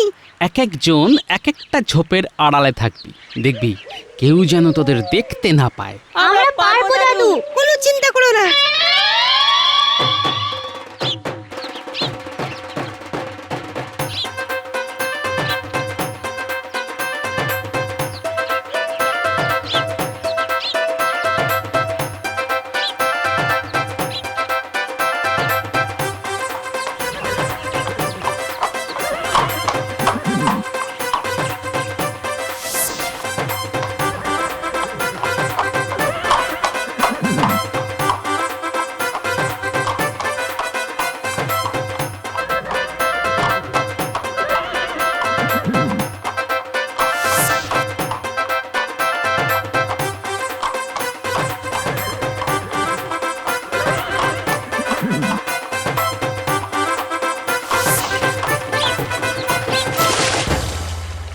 না তোলো, ভালো করে জল তোলো। সব জলই যেতে যেতে কর্পূরের মতো উবে যাবে, কলসি জল সবই একাকার হয়ে যাবে। হ্যাঁ,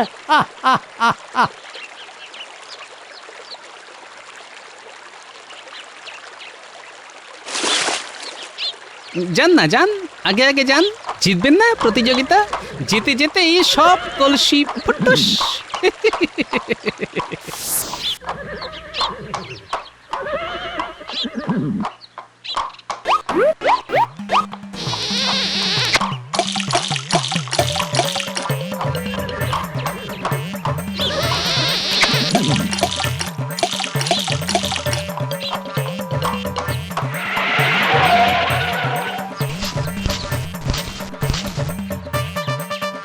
এটি সর্বনাশ! হায় হায় হায় হায়, আমার সব কটা কলসি ভেঙে টুকরো টুকরো করে দিল। এ নিশ্চয়ই গোপালের সাঙ্গপাঙ্গদের কাজ।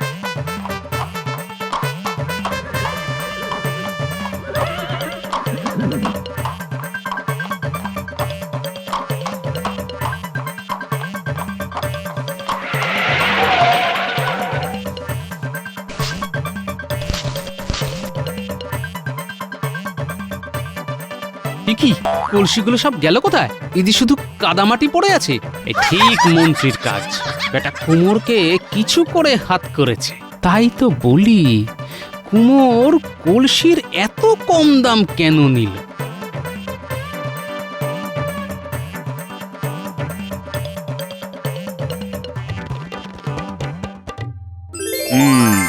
তোমরা দুজনে তাহলে আজ একটা জিনিস নিশ্চয়ই বুঝতে পেরেছো যে তোমরা যদি দুজন আলাদা আলাদা ভাবে কাজ করো তাহলে কিন্তু তোমরা দুজনেই দুজনের কাজে সব সময় বাধা দিতে থাকবে।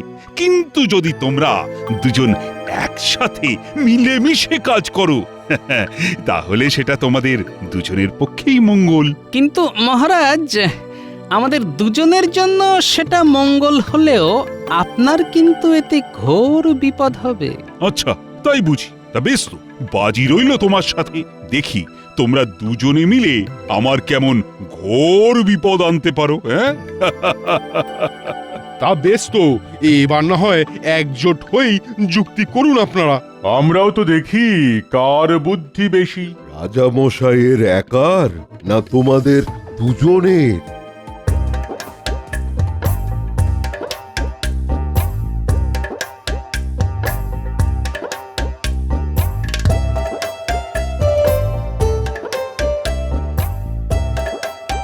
শোনো, এই আমি বলে দিলাম, আমি কিন্তু এই মন্ত্রীর দলেই থাকবো। হ্যাঁ, উনি যা বলবেন শুনবো, কিন্তু সেনাপতি হয়ে ওই গোপালের কথা শুনবো না। গোপালকেই মন্ত্রীর কথা শুনে চলতে হবে। তা তো ঠিকই, শুনতে হবে বই কি। মন্ত্রী বলে কথা, তার কথার তো আর অন্যথা করা যাবে না। গোপালের বুদ্ধি কিন্তু মন্ত্রীকেও টেক্কা দেয়। তবু মন্ত্রী বলে কথা, তো কি করে তাকে টপকে ওই গোপালের দলে গিয়ে নাম লেখাই? এ তো তাহলে ওই ঘোড়া ডিঙিয়ে ঘাস খাওয়া হবে। আর তাছাড়া আমাদেরও তো পদমর্যাদা বলে একটা ব্যাপার রয়েছে নাকি? তা যথার্থ বলেছেন। আমরা প্রজাদের কাছে তো আর নিজেদের হাস্যকর করে তুলতে পারি না। ওই যে শুরু হয়ে গেছে মন্ত্রীর লোকেদের কুটনামি। এরা সব মন্ত্রীর তোষামতকারীর দল। আরে এটা বোঝে না এরা মন্ত্রীর এত বুদ্ধি কোথায় গোপালের মতো। আরে এরা হচ্ছে সব আকাট মূর্খের দল। ওই মন্ত্রীর মতোই জ্যোতিষীর ঘটে কিছু বুদ্ধি শুদ্ধি আছে ভেবেছিলাম, এখন দেখছি তার মাথাতেও গোবর পোড়া। আমরা মন্ত্রীর কথা কিছু শুনবো না, আমরা গোপালের কথা মতোই চলবো। হ্যাঁ,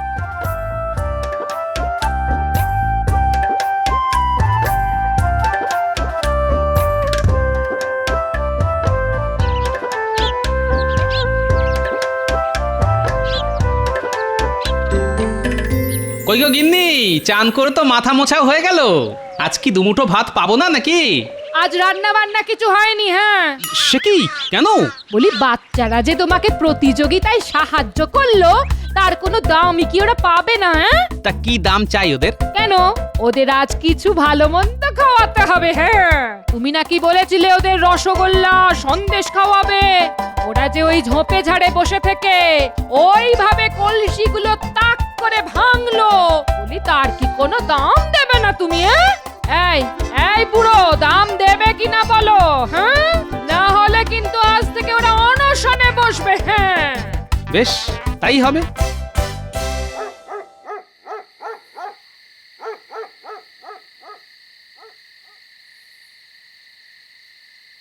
কি ব্যাপার গোপাল, তুমি এত রাতে?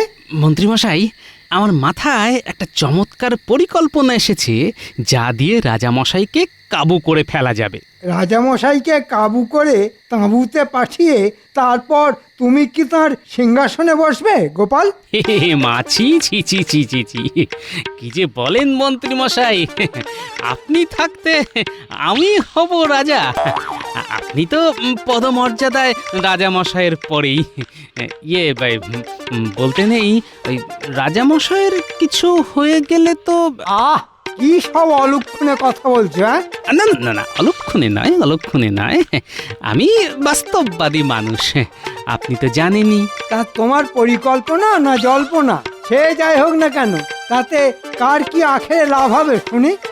এতে এতে সকলেরই আর্থিক লাভ, বই ক্ষতি কিছু হবে না। আর্থিক লাভ? সেটা কিরকম শুনি? এখন নয়, সে আমি সময় মতোই সব জানাবো। আপনি শুধু কাল সন্ধেবেলায় সব সভাসদদের নিয়ে একটা জরুরি বৈঠক ডাকুন এখানে। তারপর সব আমি কাল সবার সামনেই আপনাকে বলবো। যা হবে সব আপনার মত অনুযায়ী হবে, আপনি পুরো দায়িত্বে থাকবেন। ঠিক আছে, আমি আগামীকালই সবাইকে নিয়ে জরুরি সভা ডাকছি। আগামীকাল থেকে আমি, আপনি, আমরা কেউই রাজসভায় কোনো কাজ করব না। সে কি কথা? আমাদের দাবি হবে বেতন বৃদ্ধি। শেষ কবে আমাদের বেতন বাড়ানো হয়েছে কারো মনে আছে? কি আছে? আছে নেই? নেই তো? হ্যাঁ, আমারও নেই। ফি বছর বেতন বাড়ানো না হলে সংসার চালানো তো দায় হয়ে উঠেছে। কি কি আমি কি কিছু ভুল বলছি? হ্যাঁ, না তা তো ঠিকই। তাই কাল থেকে আমরা সবাই বেতন বৃদ্ধির দাবিতে অনশনে বসব, আর এই পুরো প্রক্রিয়ার নেতৃত্ব দেবেন মন্ত্রীমশাই।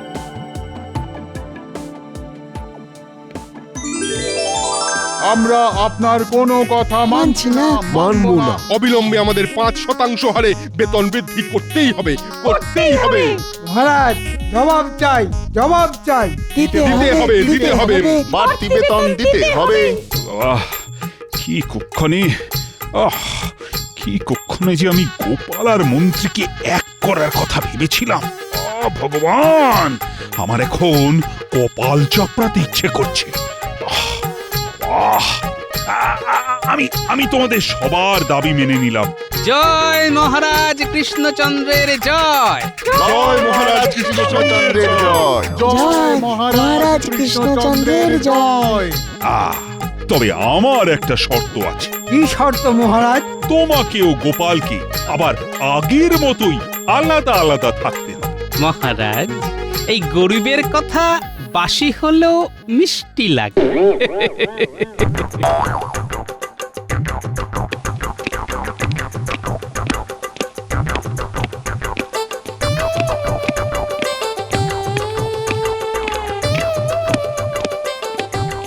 এই সব তোমার জন্য।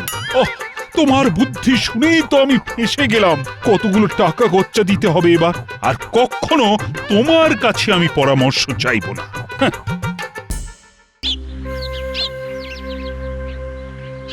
এবার আর জমিতে ধান চাষ হবে না মনে হচ্ছে। তা যা বলেছো তুমি। আগের বার ধান বেচেও তো তেমন লাভ করতে পারিনি। যেটুকু রোজগার হয়েছে সব সংসার চালাতেই চলে গেছে। ও পুঁটির বাবা, তুমি কিছু একটা ভাবো, নইলে তো আমরা সবাই একেবারে না খেতে পেয়ে মরে যাবো গো। আমি কি আর করব বলো তো, আমিও তো তোমাদের মতন চাষ করেই খাই। তোমার তো গোপাল দাদার সাথে খুব খাতির, তুমি একবার গোপাল দাদাকে বলে দেখো না যদি আমাদের জন্য কিছু ব্যবস্থা করতে পারে। কি হয়েছে কি? গোপাল দাদা কি করবে? হ্যাঁ, এই দেখো না গোপাল দাদা, কি মুশকিলে পড়ে গেছি।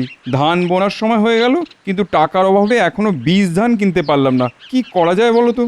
সে কি, বর্ষা আসতে তো আর বেশি দিন বাকি নেই, তা কবে চাষ করা শুরু করবে? হ্যাঁ, তুমি তো বোঝো গোপাল দাদা, আমাদের অভাবের কথা বলতে বাকি নেই।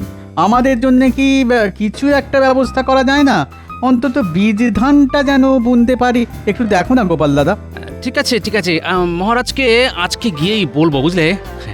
আমাদের মহারাজ খুব ভালো মানুষ, উনি নিশ্চয়ই তোমাদের পক্ষেই রায় দেবেন। দূর দূর, গোপালের রাজসভায় দেরি করে আসাটা একটা অভ্যেসে দাঁড়িয়ে গেছে। হ্যাঁ মহারাজ, এটা আপনি একদম ঠিক কথা বলেছেন। একে তো মন্ত্রী 6 মাসের জন্য বিদেশে গেছে, তার উপর গোপাল নেই। আমার নিজেকে কিরকম দিশাহারা মনে হচ্ছে। মহারাজ, আমাদের মন্ত্রী মশাই তো রাজ্যের কল্যাণের স্বার্থেই বিদেশ গেছেন। উনি ফিরে আসলেই আবার সব ঠিক মতো হয়ে যাবে।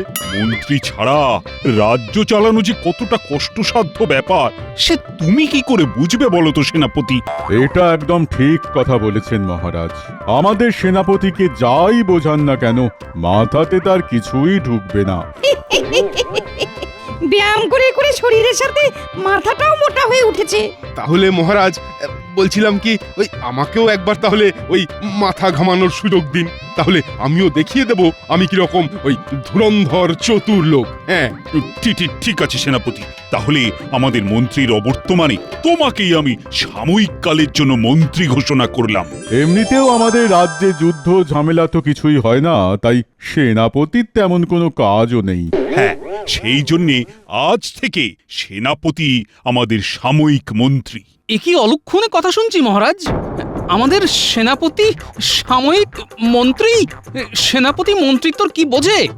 এটা আমি স্বেচ্ছায় সেনাপতিকে মন্ত্রিত্ব পদে বসালাম, তোমার বলার কোনো অধিকার নেই গোপাল। একেই তো দেরি করে রাজসভায় এসেছে, তারপর আবার বড় বড় কথা বলছে। সে আপনি যা ভালো বোঝেন তাই করুন।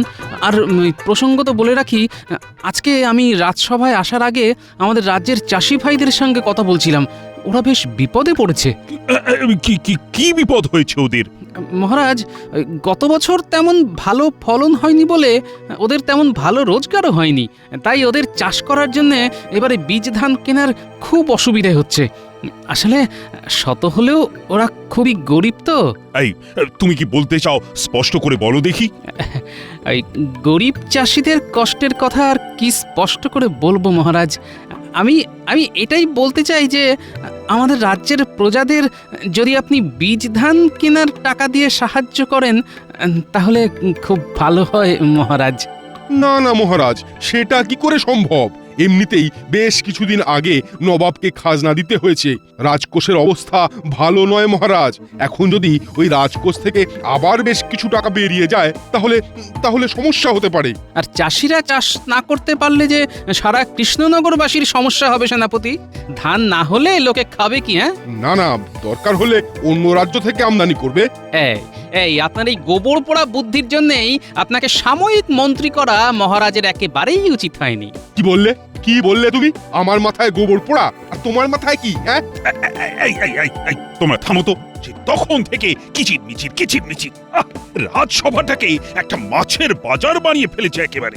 শোনো, আমি কালকে সকালে আমাদের রাজ্যের সকল চাষিদের জন্য বীজ ধান কিনে রাখবো, আর তাদেরকে দলে দলে রাজসভায় ডেকে ওই বীজ ধান দেব। কি খুশি তো? ধন্যবাদ মহারাজ, আপনাকে অসংখ্য ধন্যবাদ। আর সেনাপতি ওরফে সাময়িক মন্ত্রী, বলুন মহারাজ। তুমি ঘোষককে দিয়ে রাজ্যে ওই বীজ ধান দেওয়ার কথাটা ঘোষণা করে দাও। যথা আজ্ঞা মহারাজ।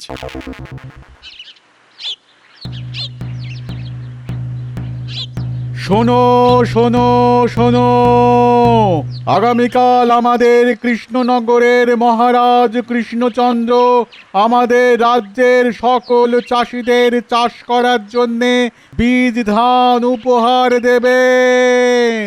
সবাই যেন সকাল সকাল রাজসভায় এসে বীজ ধান নিয়ে যায়। শোনো শোনো শোনো।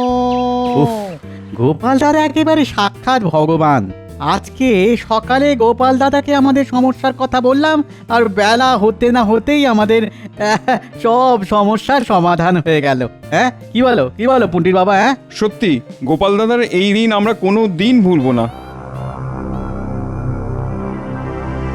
এই যে শোনো, তোমাকে যখন মহারাজ মন্ত্রী হিসেবে বেছে নিয়েছেন তখন এই সুযোগের সৎ ব্যবহার করো, বুঝলে? এরকম সুযোগ বারবার আসে না। আর যাই করি না কেন, আমি গোপালকে ঠিক দেখে নেব। আমার মাথায় গোবর পোড়া, হ্যাঁ, আমার মাথায়। শোনো, তোমার মাথা ঠান্ডা করে কাজ করতে হবে। রাজ্যের চাষিরা গোপালের খুব কাছের লোক, তাই গোপাল ওদের কথা ভাববেই। তাই তোমাকে এমন কিছু করতে হবে যাতে সাপও মরবে আর লাঠিও ভাঙবে না। মানেটা খুব সোজা। আমাদের বিয়েতে আমার বাবা যে ধান জমিটা তোমায় যৌতুক হিসেবে দিয়েছিল ওটা তো ফাঁকাই পড়ে আছে। হ্যাঁ, তা তো আছেই। রাজসভার কাজের ঠেলায় ওদিকে আর মন দিতে পারিনি। এবার দেবে। শোনো, কালকে মহারাজ যখন সব চাষিদের বীজ ধান দেবেন তখন তুমিও বীজ ধান চাইবে, আর তারপর গিন্নি, তোমার কি বুদ্ধি গো? হ্যাঁ, ইচ্ছে করছে তোমার মাথাটা আমি ওই সোনা দিয়ে বাঁধিয়ে রাখি। তুমি একটু চেষ্টা করলে সেটাও হবে, কারণ এখন তুমি মন্ত্রী।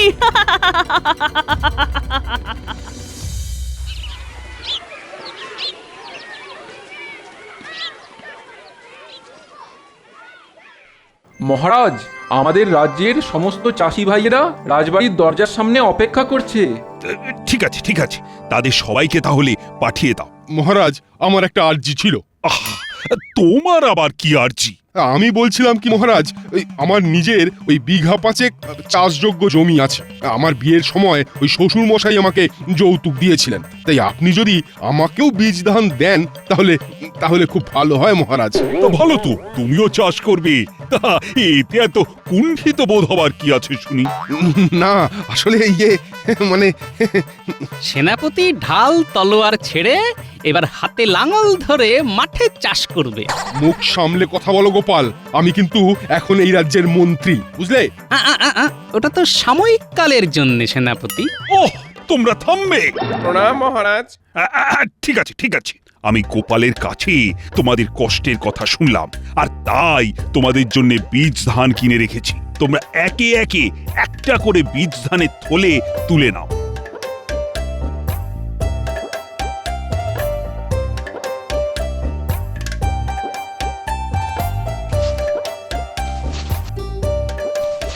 মহারাজ, তাহলে আমিও একটা নিলাম। হ্যাঁ, নাও।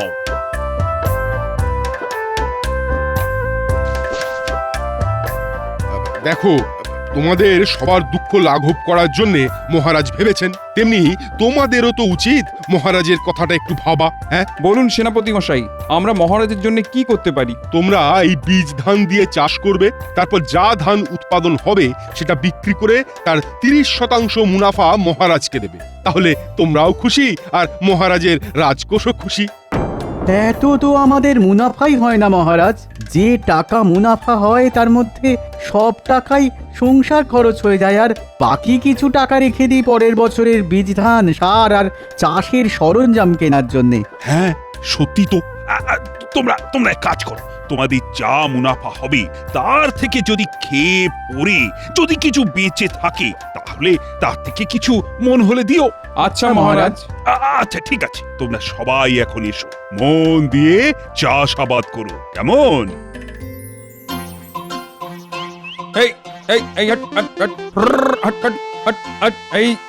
হে পুটির বাবা, কাজ শুরু করে দিয়েছো? হ্যাঁ গো গোপাল দাদা, কদিন পরেই বৃষ্টি শুরু হবে, তাই কাজ তো করতেই হবে। হ্যাঁ, ভগবানের কাছে তাই বলো, বৃষ্টি হলেই সবার মঙ্গল, শুধু আমার অমঙ্গল। কেন, তোমার আবার কি সমস্যা? সে শুধু আমি জানি, বুঝলে? চলি গো, পরে দেখা হবে। চাপ বাবা, গোপাল দাদা যে কি বলতে চাইলো আর কি বলে গেল কিছুই বুঝতে পারলাম না। বাহ বাহ বাহ বাহ বাহ, কি সুন্দর ধান হয়েছে। হ্যাঁ, এই ধান বেচে অনেক টাকা রোজগার হবে। সেই জন্য এমন একটা পরিকল্পনা করতে হবে যাতে শুধু আমার রোজগার হয় আর বাকি চাষিরা হুতাশ করে। হ্যাঁ, কিরে বটা, বাড়ি আছিস নাকি? এই বটা, আরে ওই হতভাগা, কোনো সারা শব্দ নেই কেন? এ কি সেনাপতি মশাই, আপনি? এই বিশ্বাস করুন, আমি চুরি চামারি কিচ্ছু করিনি। যেদিন থেকে মন্ত্রী মশাই বিদেশ চলে গেছেন সেদিন থেকে আমি ভালো হয়ে গেছি, সত্যি। ওরে হতভাগা, অত ভয় পাওয়ার কিছু নেই। আমি তোকে মারধরও করব না, আর ধরেও নিয়ে যাব না। তাহলে কি করতে হবে সেনাপতি মশাই? শোন, এটা নিশ্চয়ই হয়তো শুনে থাকবি যে আমাদের রাজ্যের মন্ত্রী মশাই বেশ কিছু দিনের জন্য বিদেশ সফরে গেছেন, আর তার বদলে আমি এখন সাময়িক মন্ত্রী হয়েছি। হ্যাঁ, তা একটা কানাঘুষো খবর শুনছিলাম বটে। কানাঘুষো না, এটাই সত্যি। আর এখন তুই আমার হয়ে কাজ করবি, বুঝলি? আর ঘটা? ওই বেটা শুধু নামেই ঘটা, কিন্তু ঘটে একটুও বুদ্ধি নেই। আর আমি ওই দল ভারী করতে চাই না, বুঝলি? তাই শুধু আমি তোকেই বেছে নিয়েছি। আচ্ছা, বলুন কি করতে হবে? এই নে, এটা ধর। এই থলে দুটোর মধ্যে কি আছে? কি আছে না আছে সেই নিয়ে বেশি মাথা ঘামাস না বাপ। তোকে কি করতে হবে সেইটা শোন। বলুন কি করতে হবে? শোন, আজ রাতে তুই এই থলের মধ্যে যে গুঁড়োটা আছে ওই আমাদের রাজ্যের সমস্ত চাষিদের জমিতে সেই গুঁড়োটা ছড়িয়ে দিবি। কিন্তু হ্যাঁ, ওই ভুল করেও আবার আমার চাষ করা জমিতে ছড়াবি না, বুঝলি? না না, তা কেন? আপনি যেখানে বলবেন সেখানেই ছড়াবো। শোন, আজকে গভীর রাতে তাহলে এই গুঁড়ো ছড়িয়ে দে। আর এই নে, এটাও ছড়াতে হবে? তোর ইচ্ছে হলে ছড়াবি। শোন, এতে বেশ কিছু টাকা আছে, আর এটা তোর বকশিস। ও, এটা ছড়াবো না, গুছিয়ে রাখবো। কি চুপচাপ কাজটা হবে তো? একদম সেনাপতি মশাই, এমন কাজ করব কাকপক্ষীতেও জানতে পারবে না। কাকপক্ষী জানবেও বা কি করে? তখন তো কাকেরাও ঘুমোবে।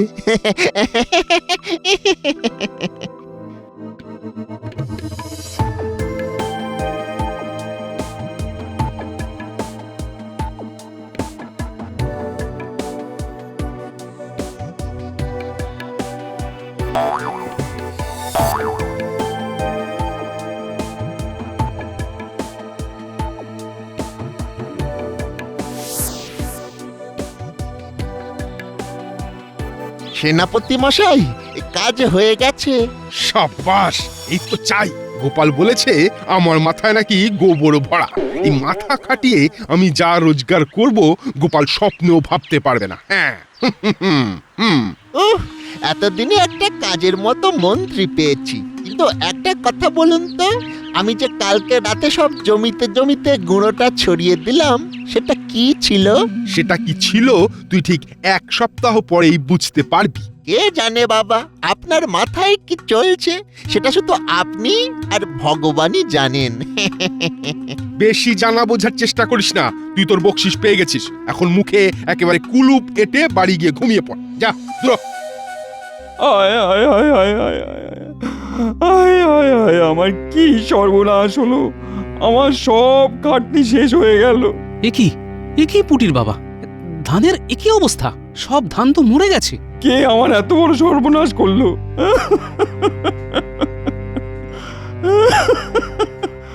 আয় আয় আয় আয় আয় আয়। শান্ত হও পুটির বাবা, শান্ত হও। আমারও সব ধান নষ্ট হয়ে গেছে গোপাল দাদা, সব ধান নষ্ট হয়ে গেছে।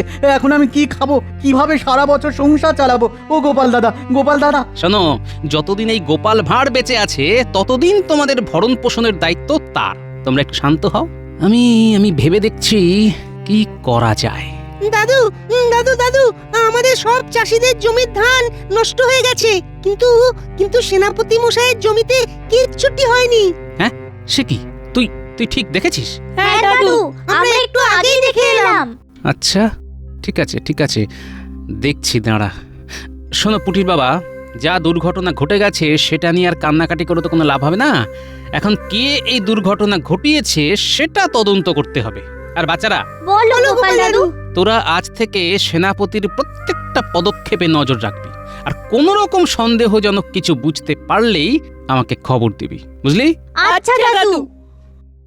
শোনো বিজ্ঞানী, তোমাকে এক্ষুনি একটা পরীক্ষা করতে হবে। কি পরীক্ষা গোপাল? এই গাছটা দেখো, আর এই মাটিতে কি আছে সেটা বলো। আচ্ছা গোপাল, এক্ষুনি বলছি।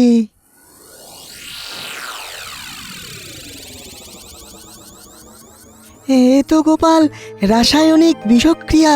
হ্যাঁ, এই মাটিতে একটা বিষাক্ত রাসায়নিক লবণ মেশানো হয়েছে, তার ফলে জীবন্ত গাছ সব মরে গেছে।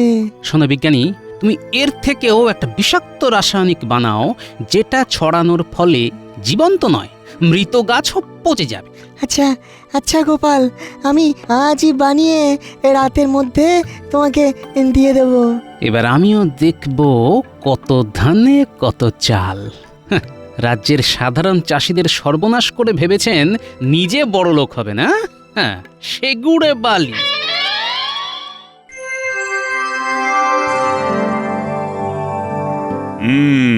তা সেনাপতি, ধান কাটার সময় তো হয়ে গেল, তা এবার রাজ্যে চাষাবাদ কেমন হয়েছে?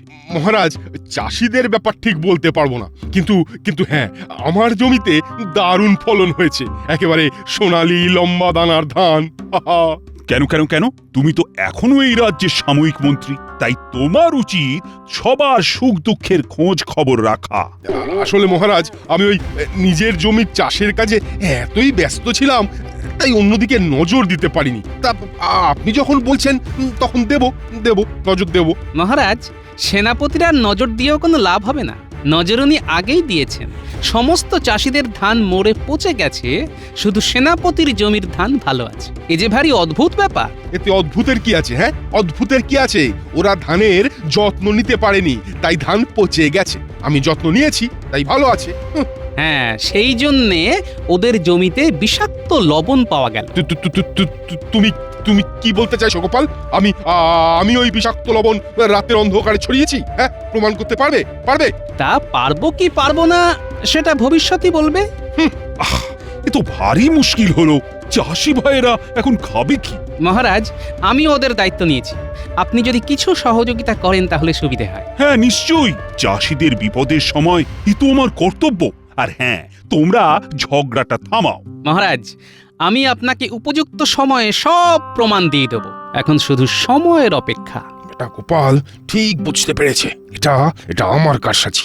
না না না না না না, আজ রাতের মধ্যেই সব ধান বাইরে চড়া দামে বিক্রি করতে হবে, নইলে বিপদ। শোন বটা, তোকে কালকে ভোরবেলার মধ্যেই সব ধান নিয়ে একজন বড় আড়তদারের কাছে চলে যেতে হবে। হ্যাঁ, আড়তদারের কাছে গিয়ে কি করব? ধানগুলো বিক্রি করবি। আমার সাথে ওনার কথা হয়ে গেছে, ভালো দাম দেবে বলেছে। সেই জন্যে আর বেশি দেরি করা চলবে না। আজকে রাতের মধ্যে আমি দুটো গরুর গাড়ি করে সব ধান বোঝাই করে রাখবো, আর তুই সব নিয়ে কালকে সকালে আড়তদারের কাছে জমা দিয়ে টাকা নিয়ে আমার কাছে চলে আসবি। এই নে আড়তদারের নাম আর ঠিকানা। আচ্ছা সেনাপতি মশাই। আর শোন, এই চাষিদের জমিতে যে সর্বনাশটা আমি করেছি সেটা গোপাল বুঝতে পেরেছে, তাই যা করা তাড়াতাড়ি করতে হবে, নইলে কিন্তু সমূহ বিপদ। আমি জানি তো এটা সেনাপতির কাজ। আমার অনুমান কখনো মিথ্যে হয় না। এখন শোন, তোদের কি করতে হবে। কি করতে হবে দাদু? এই জিনিসটা ধর। রাতে বটার বাড়ির সামনে যখন দেখবি গাড়িতে করে ধান বোঝাই করা থাকবে, তখন তোরা এটা চুপি চুপি গাড়ির ভেতরে ধানের মধ্যে ভালো করে ছড়িয়ে দিবি, আর তারপর দেখবি মজা। কি মজা হবে দাদু? সেটা দেখতেই পাবি। শুধু তোদের নজরদারিটা আর কয়েকদিন চালিয়ে যেতে হবে, আর আজকে রাতের কাজটা ঠিকঠাক করতে হবে, তাহলেই হবে। আচ্ছা দাদু।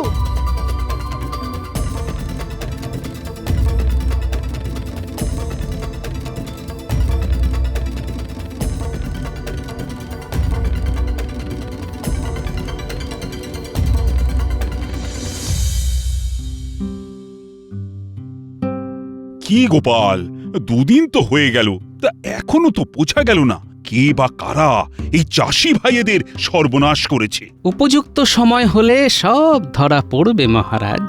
সত্য কখনো চাপা থাকে না। সেনাপতি মশাই, সেনাপতি মশাই। এ কি, কে তুমি? হুট করে রাজসভায় ঢুকে পড়লে যে? আমি একজন আড়তদার। সেনাপতি আমাকে ধান বিক্রি করেছিল, কিন্তু ধানগুলো সব পচে গেছে। সেনাপতি আমার সঙ্গে বেইমানি করেছে। সে কি? এ কি করে সম্ভব? আমি তো আমার নিজের জমিতে রাসায়নিক মেশাইনি। আমি তো কি বললেন সেনাপতি মশাই? কিছু না বাবা, আমি কিছু করিনি। দেখলেন মহারাজ, সেনাপতি মুখ ফসকে আসল কথা বলে ফেলেছে। কি সেনাপতি? তার মানে তুমি? আগে মানে হ্যাঁ মানে না মানে মহারাজ কি হয়েছে? আমার টাকা আমায় ফেরত দিন, নইলে আমি কিন্তু আমার গ্রামের লোকজনকে ডেকে এনে তুমুল অশান্তি করব। ভুল হয়ে গেছে মহারাজ, আপনি আমায় ক্ষমা করে দিন মহারাজ। এত চাষির সর্বনাশ করেছো? না না না না না, আমি তোমাকে কখনোই ক্ষমা করব না। আজ থেকে তোমার বেতন বন্ধ, আর তোমার ওই জমি বাড়ি সব আজ থেকে চাষিদের দিয়ে দেওয়া হবে। ও মহারাজ, আমি তাহলে না খেতে পেয়ে মরে যাব। বিশ্বাস করুন, আমি ভুল করে ফেলেছি। কিন্তু সেনাপতি তো নিজের জমিতে রাসায়নিক মেশায়নি, তাহলে? একেই বলে পাকা ধানে মই। সেনাপতি চাষিদের কাঁচা ধানে মই দিয়েছিল, আর আমি মই দিয়েছি পাকা ধানে। আর এই কাজে সাহায্য করেছে বিজ্ঞানী। হ্যাঁ হ্যাঁ নয় হ্যাঁ। ওই গো গিন্নি, চান করে তো মাথা মোছা হয়ে গেল। আজ কি দুমুঠো ভাত পাবো না নাকি? দিচ্ছি এক্ষুনি দিচ্ছি।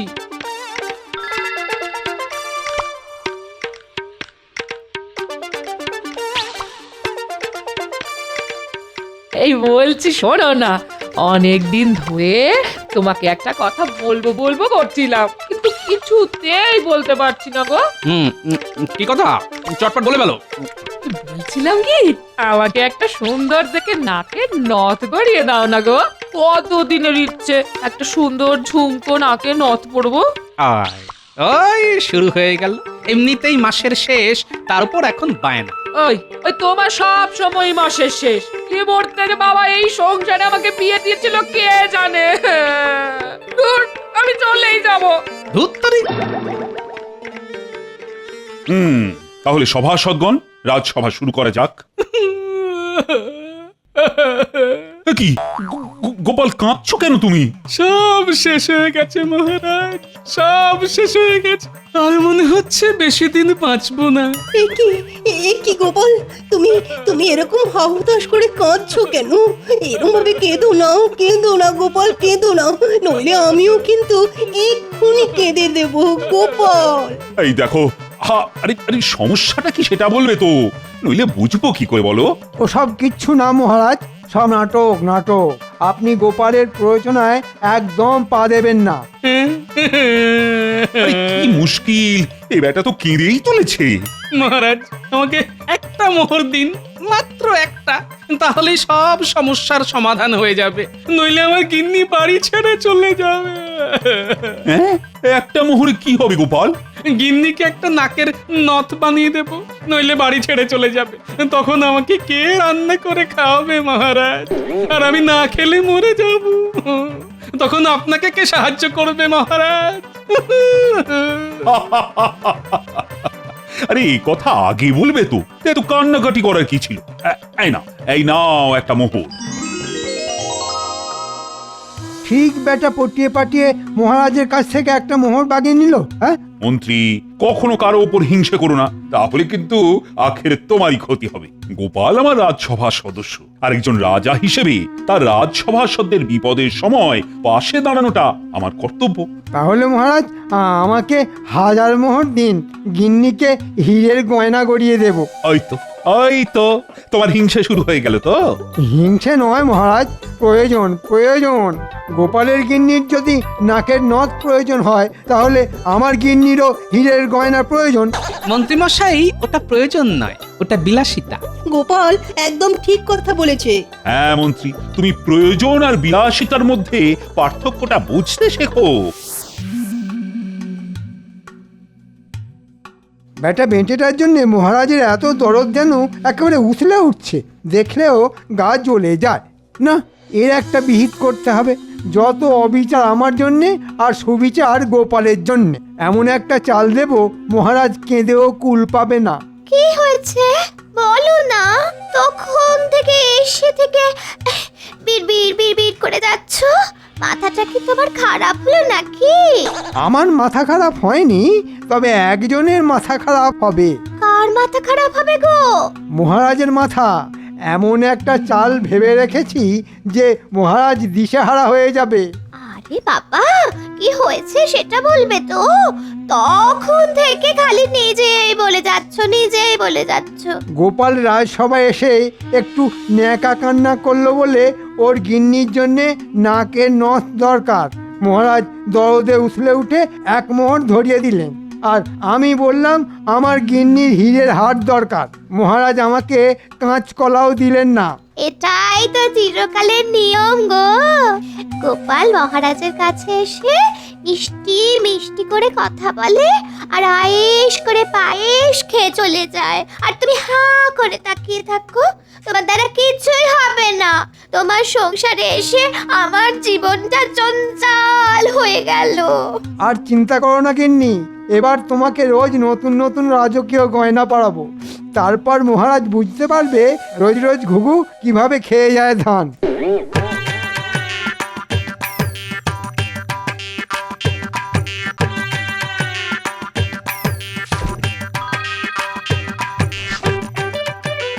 তাহলে শেখরা, তোমার হিসেব মিটে গেল।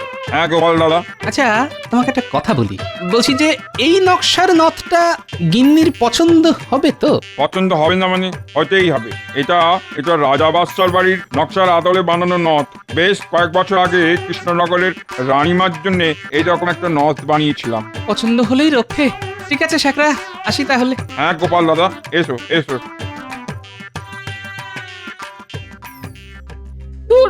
নিকুচি করেছে এই পোড়ার কপাল সংসারের।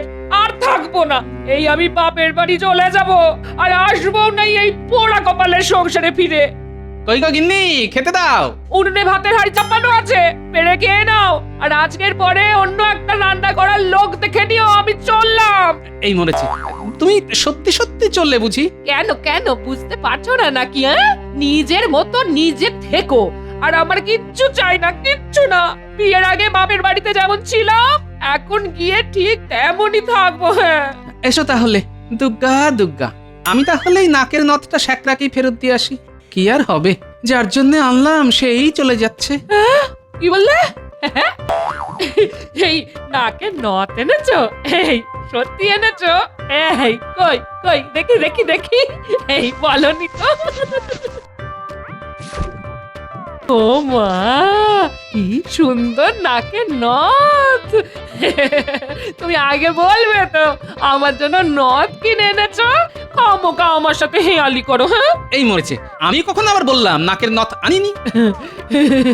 তুমি খুব ভালো, খুব। এই দাঁড়াও, তোমার জন্য ভাত বেড়ে দিচ্ছি, মুখ হাত ধুয়ে বসো। গিন্নি, ও গিন্নি, আজকে দুপুরে কি রান্না করেছো গিন্নি? সর্ষে ইলিশ করেছি, আর ইলিশের মাথা দিয়ে কচুর শাক। দুপুরের খ্যাটনটা জমে যাবে।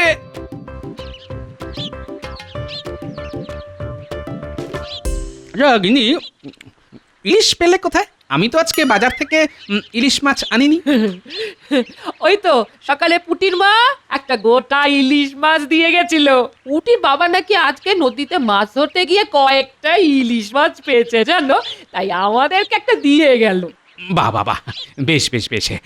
জানো তো গিন্নি, তোমার এই নথ কেনার জন্য আজকে মহারাজ আমাকে একটা মোহর দিয়েছেন।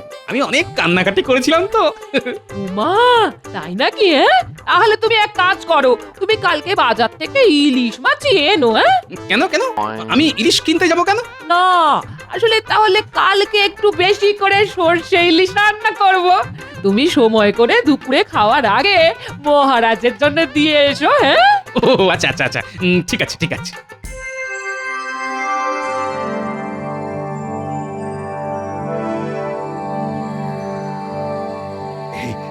জানো রানী, আজ রাজসভায় না একটা মজার ঘটনা ঘটেছে। কি ঘটনা মহারাজ? গোপালের রাজসভায় এসে সে কি কান্নাকাটি! বলছে ওর গিন্নিকে নাকের নথ না গড়িয়ে দিলে ওর গিন্নি নাকি বাড়ি ছেড়ে চলে যাবে। তারপর কি হলো? তারপর আর কি, গোপালকে একটা মোহর দিলাম, গোপাল খুশি, আর রীতিমতো মন্ত্রী জ্বলতে থাকলো। হ্যাঁ হ্যাঁ, আপনি আপনার রাজসভাসদ আর প্রজাদের কথাই ভাবুন। এদিকে আমার জন্য কত বছর ভালো গয়না গড়িয়ে দেননি মনে আছে? এ আবার কেমন কথা বলছো রানী? তুমি একবার মুখ ফুটে বললেই পারতে। ঠিক আছে, কালকে দুপুরে শেখরাকে ডেকে পাঠাবো। তুমি তোমার পছন্দ মতো গয়না গড়াতে দিও। না না না, টাকা পয়সা খরচ করে নতুন কিছু বানাতে হবে না আপনাকে। আমার পুরনো গয়না ভাঙিয়ে বরং নতুন গয়না গড়াবো। ঠিক আছে ঠিক আছে, তোমার যা ইচ্ছে তাই হবে। অনেক রাত হলো তো, ঘুমোবে না? হ্যাঁ, ঘুমোবো। আমারও ঘুম পাচ্ছে।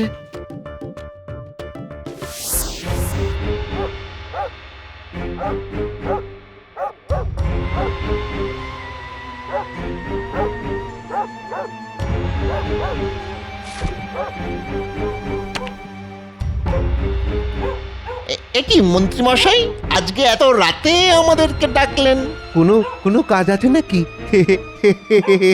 শোন, এতদিন তোদেরকে দিয়ে যা কাজ করিয়েছি ওসব চুনোপুটি কাজ, কিন্তু আজকে যে কাজটা করাবো সেটা করতে পারলেই রাঘব বোয়াল। হ্যাঁ, আমরা কি ওই ঝুড়ি কোদাল নিয়ে বোয়াল মাছ ধরবো মন্ত্রী মশাই? তার নামটাই শুধু ঘটা, কিন্তু তোর ঘটে এতটুকু বুদ্ধি নেই। আপনি আমাকে বলুন মন্ত্রী মশাই, আমি সব ব্যাপারটা একাই সামলে নেব। না, এই কাজ একা একা করতে পারবি না, তোদের দুজনকেই করতে হবে। আর করতে পারলে তোদের আর ভবিষ্যতে কোনো কাজই করতে হবে না। সারা জীবন এই কাজের ওপর ভিত্তি করেই রোজগার হতে থাকবে। কি কাজ বলুন মন্ত্রী মশাই?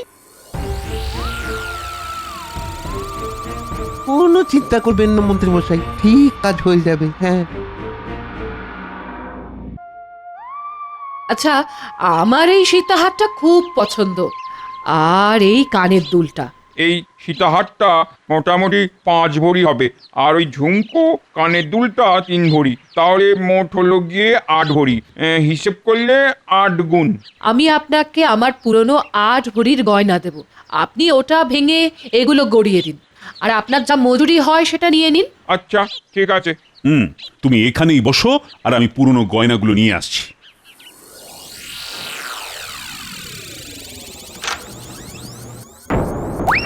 হায় হায় হায়, কি কাণ্ড! অর্ধেক সিন্ধুক তো ফাঁকা। ভগবান! রানী, ও রানী, এদিকে এসো। কি হলো? কি হলো মহারাজ? কি হলো? ডাকছেন? দেখো, দেখে যাও রানী, সিন্ধুকের কি অবস্থা।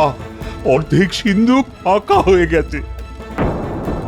মহারাজ, মহারাজ, আমি আপনার জন্য সর্ষে ইলিশ নিয়ে এসেছি, আমার গিন্নি বানিয়েছে। তুমি রাখো তোমার সর্ষে ইলিশ, আমার সব সম্পত্তি শেষ হয়ে গেল। মহারাজ, কথায় আছে, যা দেবেন অঙ্গে তাই যাবে সঙ্গে। এই সর্ষে ইলিশটা খেয়ে নিন, তারপর আমাকে বলুন কি হয়েছে। না না না, আমার ওসব খাওয়ার কোনো ইচ্ছে নেই, তুমি এটা রেখে দাও। গোপাল, রাজবাড়ির সিন্ধুক রাতারাতি অর্ধেক ফাঁকা হয়ে গেছে গোপাল। হিমা, সে কি? কিভাবে?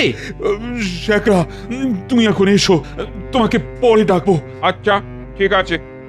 আর বলো না গোপাল, সিন্ধুকের ঘর তো সবসময় তালা চাবি দিয়ে বন্ধই করা থাকে, আর চাবিটা আমার কাছেই থাকে, কিন্তু কিভাবে যে অর্ধেক সিন্ধুক ফাঁকা হয়ে গেল আমি কিছুতেই বুঝতে পারছি না, কিছুতেই বুঝতে পারছি না।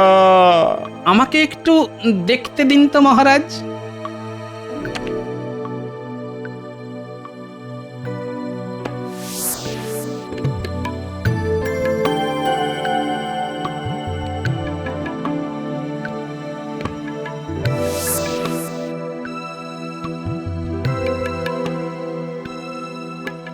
দেখো না, দেখো গোপাল, ঘরে অন্য কোনো জানলাও নেই যে জানলা ভেঙে ঘরে ঢুকবে। আমি তো কিছুই বুঝতে পারছি না। কোথাও তো কিছু আছে, নইলে চোরেরা ঢুকলো কিভাবে? আরে আমি তো সেটাই বুঝতে পারছি না। রাজবাড়িতে যখন তখন কেউ ঢুকতে পারে না, সব সময় প্রহরীরা পাহারা দেয়। একেই বলে বজ্র আটুনি ফসকা গেরো। গোপাল, ও গোপাল, তুমি এসব বলো না, আমার খুব কান্না পাচ্ছে। রাজবাড়ির কত গয়নাগাটি, মোহর, তার অর্ধেক চুরি হয়ে গেল, আর তোমার আনন্দ হচ্ছে? না না না, তা নয়, তা নয়, আমি এমনিই বলছিলাম আর কি। দাঁড়ান দাঁড়ান, আগে চারিদিকটা ভালো করে দেখি। না, কোথাও তো কিছু দেখতে পাচ্ছি না। তাহলে চোর এলো কখন আর গেলই বা কখন? মহারাজ, মহারাজ, এই ঘরের মেঝের উপর তো গালিচা পাতা, সব জায়গায় একই রকম আওয়াজ। কিন্তু এখানটা দেখুন দেখুন হ্যাঁ হ্যাঁ এখানটা এই এই এই কোণের দিকটা দেখুন একটু অন্যরকম আওয়াজ মনে হচ্ছে না? তাই তো গালিচাটা তোলো। কি কি এখানে ঢাকনা কিসের? এ তো মনে হচ্ছে নিচে রাস্তা আছে মহারাজ। এ কি, এ তো সুড়ঙ্গ, গভীর সুড়ঙ্গ। কি করে সম্ভব? এত বড় ষড়যন্ত্র কার? আমি ছাড়বো না গোপাল, যে এই কাজ করেছে আমি তাকে মেরেই ফেলবো। মহারাজ মহারাজ এত উত্তেজিত হবেন না মহারাজ, একটা কথা শুনুন। সুড়ঙ্গ যখন এখানে শেষ হয়েছে তাহলে এর শুরুও আছে। আমাদের যেখানে শুরু হয়েছে তার কাছাকাছি অপেক্ষা করতে হবে, কারণ যে চোর চুরি করেছে সে পুরো সিন্দুক ফাঁকা করতে পারেনি। সে নিশ্চয়ই বাকি সম্পদের লোভে আবার আসবে, আর তখনই খপাত। সাবাস গোপাল সাবাস, তারপর বেটাদের আড়ং ধোলাই। কিন্তু মহারাজ আমাদের এই ব্যাপারটা পাঁচ কান করলে হবে না, আর একটা কাজ করা যেতে পারে। কি কাজ? সাবাস, আমি শুধু তাহলে একজন প্রহরীকে সুড়ঙ্গের উৎসের কাছাকাছি বাইরে গিয়ে অপেক্ষা করতে বলবো, আর যখনই চোরেরা এখানে ঢুকবে তখনই খবর, আর তারপর। ঠিক আছে মহারাজ, তাহলে আমার কথা মতন পুরো ব্যাপারটা সাজিয়ে ফেলুন। হ্যাঁ হ্যাঁ হ্যাঁ, এক্ষুনি করছি এক্ষুনি। এখন শুধু অপেক্ষা আর তারপর শাস্তি।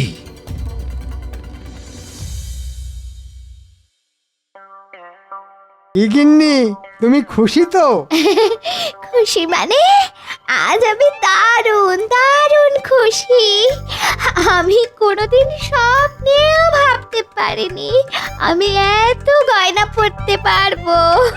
এ তো সবেমাত্র অর্ধেক গিন্নি, আজকে রাতে আরো পাবে। এতদিন পরে তুমি একটা কাজের কাজ করতে পেরেছো। আমাকে কি সুন্দর রানী রানী দেখতে লাগছে। ঠিক আছে, হয়েছে হয়েছে, আমি এখন চললাম। তুমি সাবধানে থেকো, আর এই গয়নাগাটির ব্যাপারটা যেন কেউ ঘুণাক্ষরেও টের না পায়। আচ্ছা ঠিক আছে।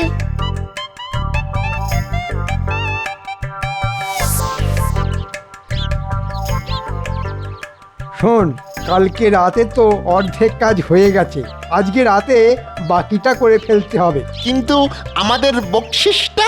এই নে। হ্যাঁ, এ কি মন্ত্রী মশাই, এত বড় দুঃসাহসিক কাজ করে এই এই একটা মাত্র মোহর?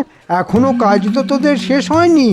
কাজ হয়ে গেলে আমি তোদেরকে টাকা পয়সা ভরিয়ে দেব, তারপর আমরা সবাই এ রাজ্য থেকেই চলে যাব সোজা বিদেশে। ঠিক আছে মন্ত্রী মশাই, আপনার কথা মতো কাজ হয়ে যাবে।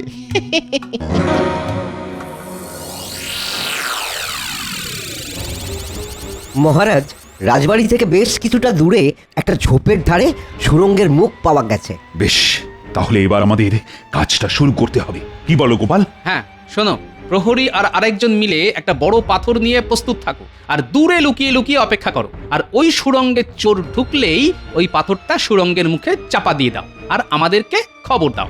যথা আজ্ঞা গোপাল। গোপাল যেরকম বললো ঠিক সেরকমটাই কাজ করো, আর ব্যাপারটা মোটেই পাঁচ কান করো না। যথা আজ্ঞা মহারাজ। মহারাজ, জলের ব্যবস্থাটা করে রেখেছেন তো? হ্যাঁ হ্যাঁ, সব ব্যবস্থা হয়ে গেছে। ঘটা, আমার না কি আনন্দ হচ্ছে কি বলবো। ও আনন্দ তো আমারও হচ্ছে রে বটা।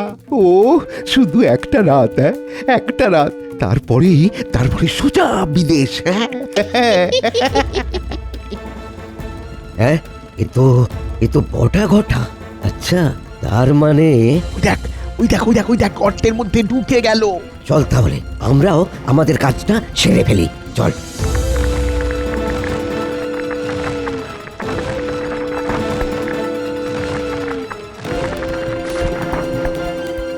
মহারাজ মহারাজ মহারাজ, চোর ঢুকেছে। কে চোর? বটার ঘটা। আপনি কাজ শুরু করে দিন। হ্যাঁ, আর তুমি যাও গোপালকে ডেকে নিয়ে এসো। একিরে ঘটা, সুড়ঙ্গের ভিতরে জল আসছে কোথা থেকে? কিছুই তো বুঝতে পারছি না রে। হ্যাঁ, জলটা তো মনে হচ্ছে ওই সিন্ধুকের ঘর থেকে আসছে। তার মানে আমাদের পরিকল্পনা মহারাজ ঠিক বুঝতে পেরেছেন। পালা পালা ঘটা, পালা।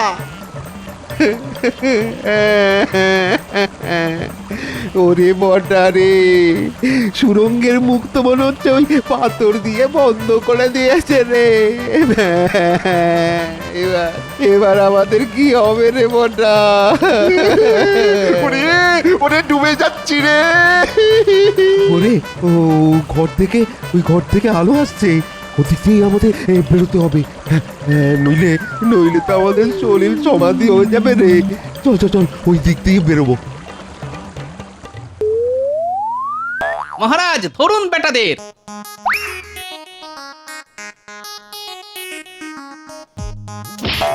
সেনাপতি, তুমি এদের আচ্ছা করে মুগুর ধোলাই দাও। মহারাজের সঙ্গে চক্রান্ত। কত সাহস! সিন্ধুকের অর্ধেক সম্পত্তি হাওয়া করেছে, আজকে আরো অর্ধেক হাওয়া করার চক্রান্ত। দিন, আচ্ছা সে ধোলাই দিন। আরে আরে আমাদেরকে এত মারছেন কেন? ওরে বাপ রে, সব ষড়যন্ত্র তো ওই মন্ত্রী মশাইয়ের। ওনার কথাতেই তো আমরা এই কাজগুলো করেছি। ওনার কাছেই সব কিছু আছে, সব কিছু আছে। সেনাপতি, এক্ষুনি মন্ত্রীকে দড়ি বেঁধে নিয়ে এসো, আর যা যা চুরি করে গেছে সব নিয়ে এসো।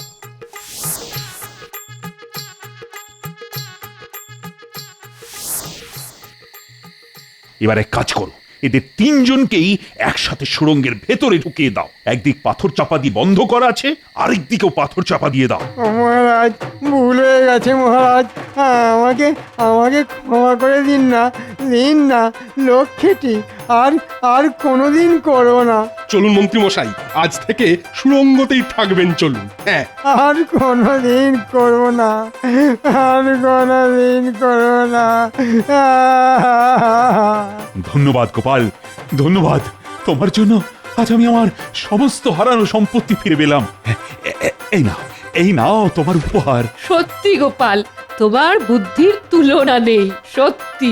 ধন্যবাদ মহারাজ। ওরে বাবারে মরে যাব, বিশ্বাস করুন, মরে যাব। গোপালের জন্যে এবারেও ধরা পড়ে গেলাম।